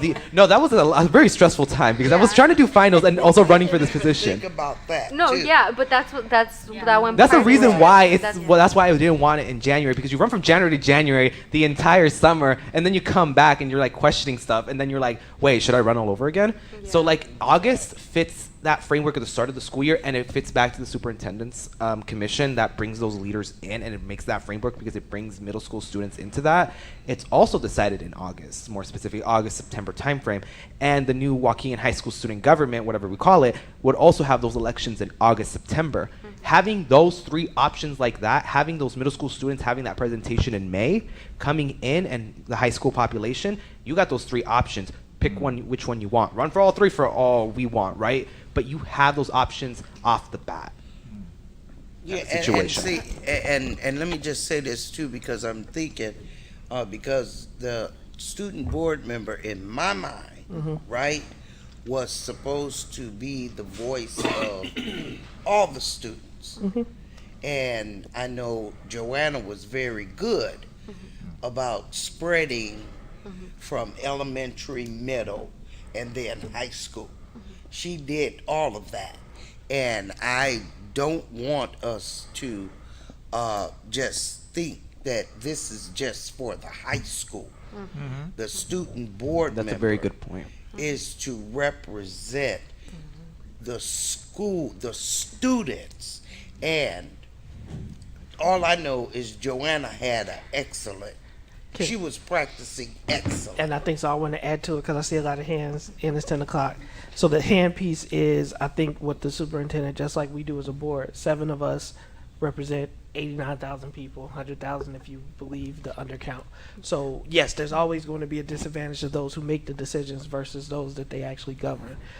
So I think the superintendent is saying the committee is where you can get more of a student voice. And one of the recommendations is that the board member, that actually be a job and a task. Is The that deputy would be the president of that board, so that responsibility is given to them. I so they don't. I get don't that know if we experience. support the deputy as much. Yeah, as, like just an example. Just an example. I did everyone. board. I don't want to make that decision, but I Right. would. What do we support, a deputy, or is the recommendation that we try and do a second member? Explore what that Second clarity- member, clarity. second member. I thought we couldn't do it. No, No. The state code says A. A. Our attorney has said it should be A. Yeah. Our student board member has given us other school districts who have other, and there are multiple campuses. Most people are encouraging student voice, and so the school code hasn't been changed. Because it is an advisory position, there's very little risk. That's what I'm saying, That too, could So be that's- tough. to having two. Can we clarify though? I mean, that can change. So, precedent. two, It I helps think set we need to precedent. clarify 2 things, right? Because a key component, now, because of the law, we can't, right? At least in Illinois, is that we cannot have the students vote, even Right. honorarily, okay? That's off the table, we agreed on that. Second thing is that, and Victor and I, and like the 3 of us, we had concerns about the language of deputy and what that meant, but we wanted parity. That's what we agreed, is that if it's going to be a student board member, they could vote their conscience, and if you guys disagree or whatever, if that's the consensus, that individual had level footing, right? It could be student board member number 2, doesn't matter. So yeah, I just wanted to clarify that so it's not lost in that. Yes. Yeah.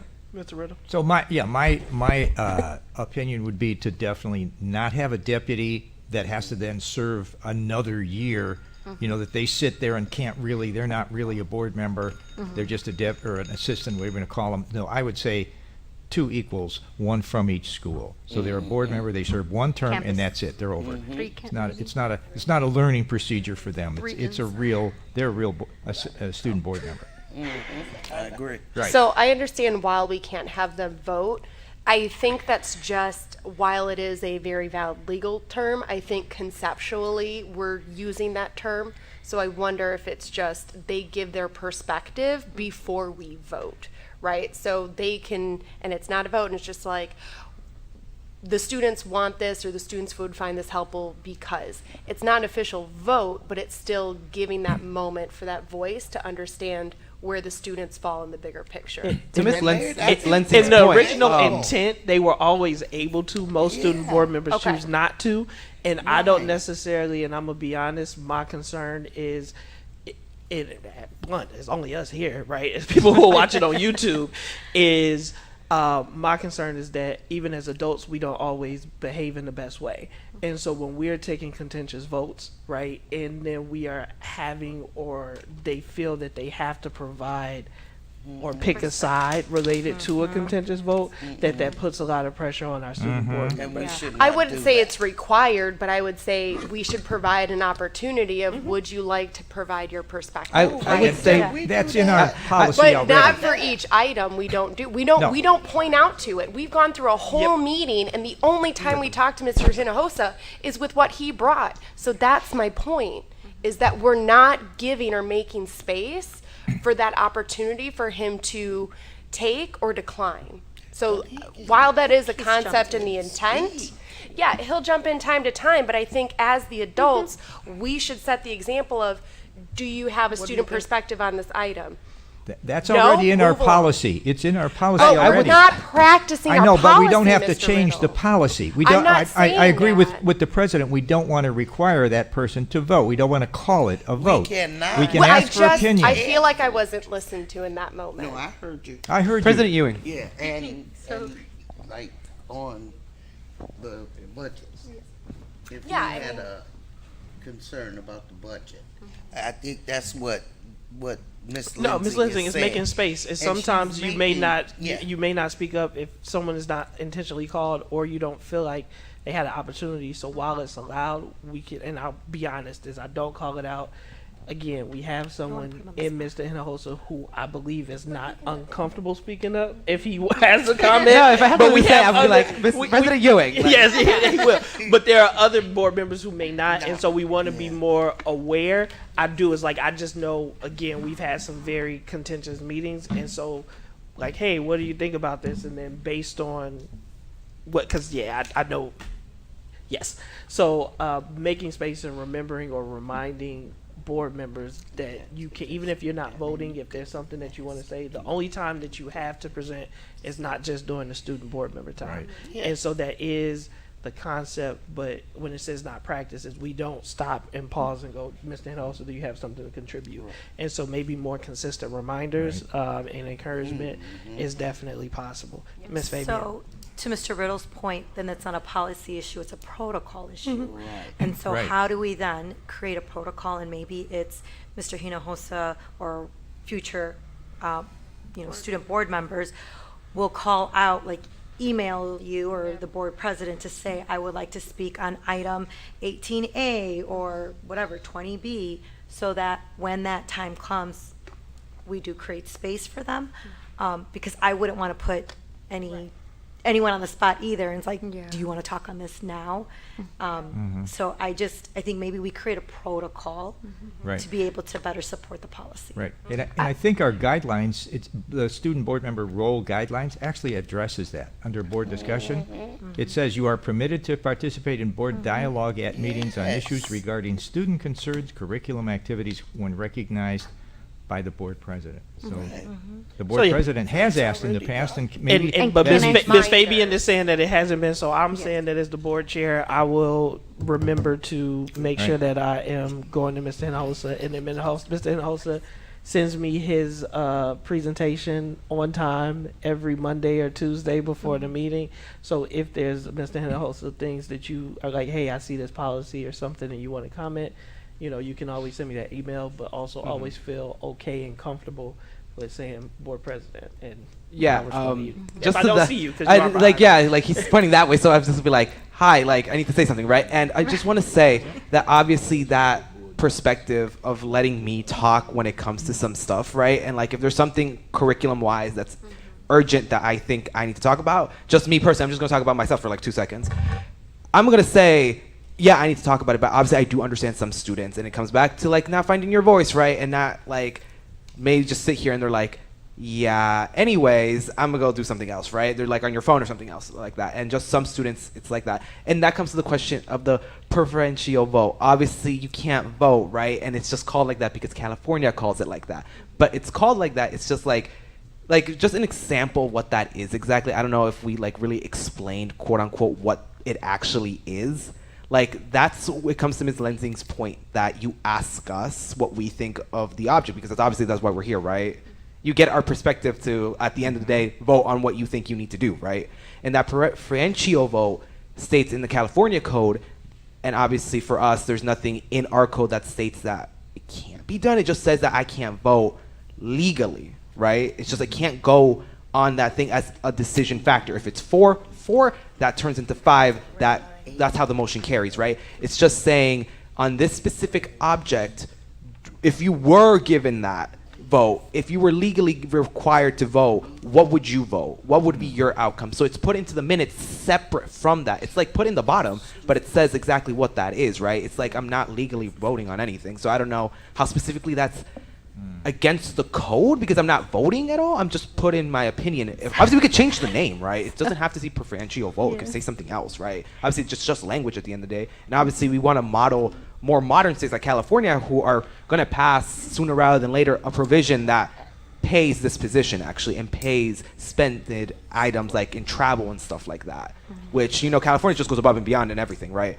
But that's just how California is. And if we want to move towards the future, as we always state about empowerment and vision and movement, the time is now. We can't just like decide, oh no, and like 5 years later we're like, oh, the school code changed, let's do it now. Like when we had the chance to make the foothold and we have a chance to show the rest of the state that this is what it should be, we should take that as our chance instead of waiting for someone else to do it.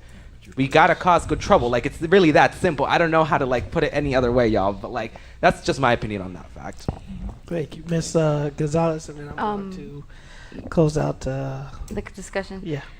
Two things. I think personally, and it's hard to see, Victor, but maybe for the preferential vote, we can task you to work on that at the state level, because you have that representation in those committees, right? And that's a question I'll be putting up to the state superintendent, but that's another yes, conversation. So that's your big task. I think, you know, if we have consensus on one thing that we could technically get in trouble for, I would go with the one thing versus the two. But so I'm gonna give you homework and I see Ms. Vanderbroek. Different things, but like. So, you know, it's about meeting the middle. I'd rather work on changing the policy. Right. Than And getting that's a work on learning the experience reprimand. too for people who come and, you know, they have concerns too. Like, I'd love to do some stuff and get, you know, volunteers in the community that, you know, have records and things like that.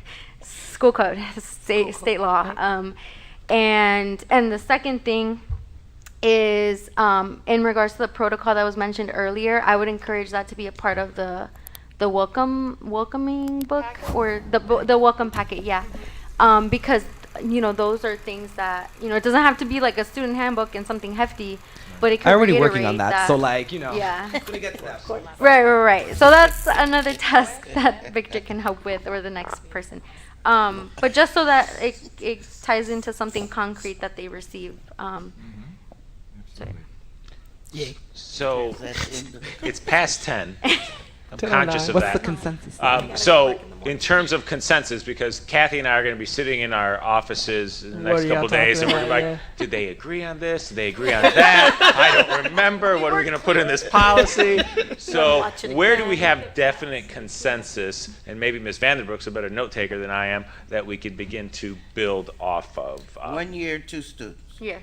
So 1 year, I could 2 agree to students. that. That seemed to be a consensus, and the 2 students is not abnormal. I've seen it in many districts. The district in which we've modeled our program after, I'm not going to put them on blast, has 3.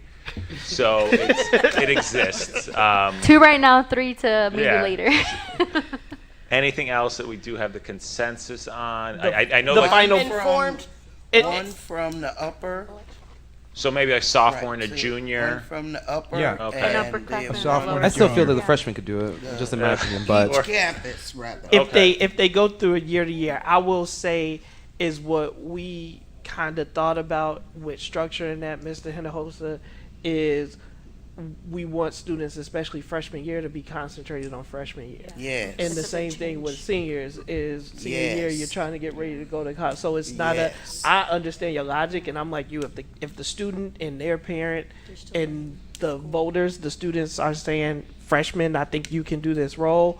Why are we arbitrarily deciding? But I think still, even as adults, we're trying to say, all right, you probably shouldn't be running the campaign your first week at the freshman center, right? And so that is part of the logic behind it. I wonder if to create space for those that are a bit more Politically ready inclined. for the role, if we could have an exception procedure that they follow. Maybe they get recommendations Yeah. from their middle school teachers that this is a student, they can handle it, they're ready for it, right? Like they have people that would vouch that yes, they're capable to maintain both. Because I mean, I remember my freshman year, and my experience in readiness was different from others. Right. So to his point, I think if we have some sort of criteria that is set to say, if as a freshman you want to run, you need to do this extra level because we need you to focus on this. So if you have some sort of gauge to say you can handle both, like your first year of high school and doing the board member role, then I think it should be made possible. And that's what the student presentation and like that time is for, right? To discuss that thing like months in advance. So if they do want to do it, you got those months to think about it. Obviously, you have some time during the summer, like when you're not doing something, you have that time to think about it. But get like recommendations. To that point, yes. I'm just sorry to throw. No, so then that's my question, I guess, because for me, if we're thinking about this as a January start term, then that's given a freshman some time to acclimate. But if we're thinking about it August or September, do they really know the building, know the high school, to really talk to that elementary, middle school, and Can high I school speak experience? to the timeline? Because I know it's strange to think because it feels like the school year just started. We start next month in picking our new student board member. Right. That process starts every October because in October is when the students start to get the information about the position, what the position's about. We usually have all the paperwork, the essays, all of that due. Mm-hmm. I know it's right around III each year, so it's like that second or third week in November. We like to give them 3-4 weeks to get all that together. And then after Thanksgiving, we go with the vote, like where the students vote, and then we have the board interviews either in late December or in early January. So keeping in mind that the process comfortably, right? So we're not getting students to go, rush, get your essay questions done, get your letters of recommendation. It's an 8-week process. So if we're talking about appointing in September, we're talking about starting a process in July. And I know Victor checks his emails in July, but I don't know if every Mr. Alajakis, student. to that point, yeah, I get what you say, and that's why that's what that student presentation is for. Like, I can't stress that enough at this point, right? That student presentation in May is very essential because it introduces that student government aspect from 3 levels: the school, the district, and the superintendent, right? Giving that stuff, maybe just a suggestion to keep it in that August timeline, having that stuff in May, giving that stuff at that point. They have the summer to do it because obviously a lot of people during that time do other stuff, but at the end of the day, you have a lot of free time during that time for a lot of students, right? Not everybody, but obviously some students could fill out during then, and you still got time during that August framework that you're reminded this is that stuff, because you did send like a bunch of emails during like September, October, and November to like, yeah, the timeline is like you need to like hurry up, right? I still don't see how that's any different in this situation. You're actually giving them even longer to do that stuff during the summer, where they can actually think like, this is my presentation, this is what I'm going to debate. Like, you're giving that time to plan, and I feel like that's essential in a situation like this, that you're giving them the chance to have this hoopla celebration of like civic engagement in government, right? And that's the point that Ms. Hannah put out, right? And I feel like that just brings it all in a little bow tie package. Yeah. So it's 10:15, y'all. We gotta. I got something that I gotta ask before the meeting is over. Yeah, because they had the original. Yeah. All right. So we're gonna bring back a first reading. It seems like there's still not direct consensus, but we have a lot of guidance, and some at least you guys get That's helpful. to heart. The conversation has been helpful. We'll sit and chat about it, look at our notes. We'll come back with a first reading proposal for the board. And I know, Mr. Alzakis, that you are on a timeline, so I'm going to propose something that I think will be a decent compromise, but we can talk about that. So with that, On the job. then I'll go to board member time. No, board member time. Ms. Fabian. I'll try to be brief. I just want to say I'm excited about the teacher grants. I was a para who received a grant to become a teacher, and so I know that'll do amazing things for our district, because I was a product of that. I firmly believe in that. Again, on a para salary, it's kind of hard to pay for, a bachelor's level degree. So I'm really excited for that. But I also want to say, hopefully I see the community out this weekend, Sunday, for our Dia de Independencia parade at 10 o'clock, which our students will be participating in. And then also next Friday with our homecoming, it's Friday night, which is a new exciting thing. So hoping to see the community out for our fun parades. Ms. Lindsay? Awesome. So yes, there's 2 parades on Sunday. So there's the earlier one, and then I believe the next one is at 12:30. Waukegan Police Department did put out a note giving some rationale around some of the restrictions. So I just encourage you, go to social media. There's information out. Just have a safe, enjoyable time. I'm sure it's going to be exciting.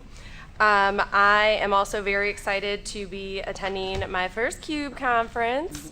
So I am curious to see how we're going to communicate some of our key takeaways as a board from the conference to the community so they can see what sort of insights or perspectives we're gaining from this professional development. And then I would just like to say that there were some concerning comments during public comment time. And so I just hope that the board's going to be kept up to date as we're looking into some of the situations, some of them pretty serious. And unfortunately, they didn't leave their contact information for us as board members to reach out directly. So if we can be kept in the loop for all of those concerns, that would be greatly appreciated. Have a great night, everyone. Ms. Hannah? Okay, I just want, this is for Superintendent and for Mr. Moulton. I want to know why did we stop having the staff lunches?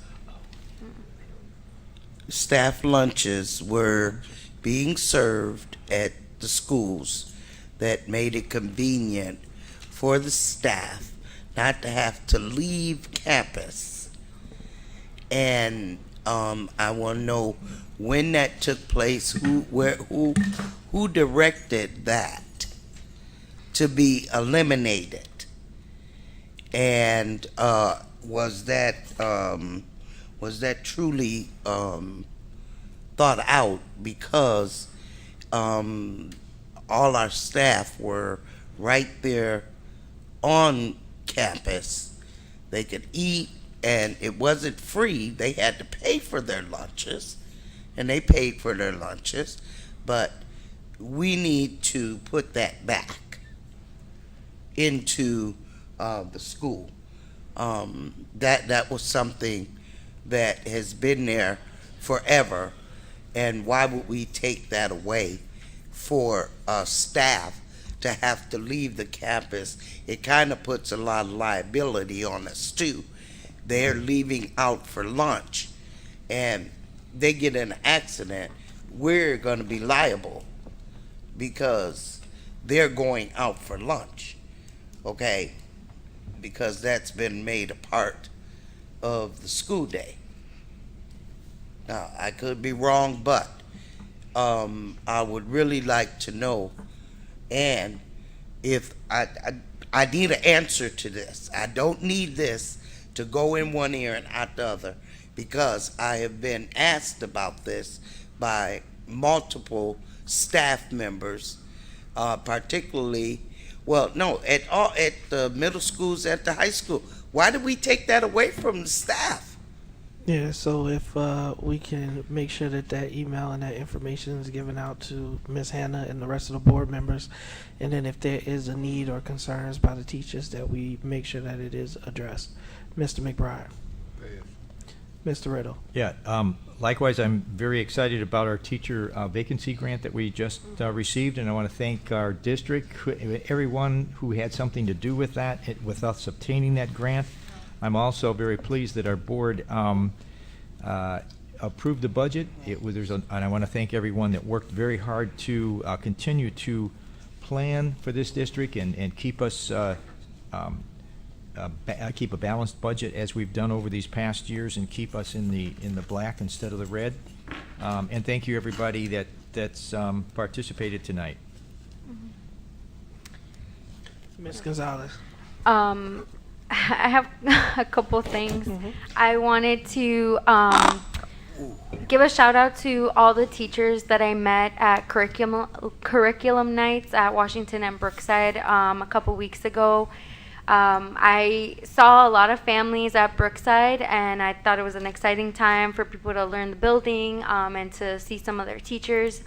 I was a little disappointed that there weren't as many families at Washington. I know some teachers that didn't have any signups, but we encourage them, especially first-year teachers, because, you know, students start working, start supporting their family. Sometimes parents, guardians have multiple jobs. But I just wanted to reiterate that, you know, your students' education is not important when they transition into high school. It's also as they're transitioning out, right? And so every step kind of matters. So I hope that in future events, more people can show out. I know the timing is difficult, but I encourage board members to make it out too, because I learned a lot, and we have some really cool teachers. So I wanted to highlight that. The Equity Advisory Council is also soliciting applications for new members. So if you're interested in being a part of the council, look out for our application. It's on the district website. We need more representation from parents and community members. And I look forward to seeing everyone at the parades. I just want to say, thank you, Superintendent, Mr. Moten, for our new chairs. Oh, yes. Yes. Thank you so much. They don't look, you know. Raggedy. Yeah, they were That's what kind they of were. look tacky and look on camera. Yeah, so. You weren't here to see our faces, Mr. Moten. Yeah, when all of we us were like, walked in, ooh. ooh, yeah, so thank you. Thank you. 1023, thank you to all of those who came out, followed the comments. We appreciate your passion for Waukegan and our students. With that, I'd like a motion to adjourn. So moved. Second. Motion by Ms. Riddle, second Ms. Gonzalez. All in favor signify with aye. Aye. Any opposed, nay. Meeting is adjourned. Okay. Are you-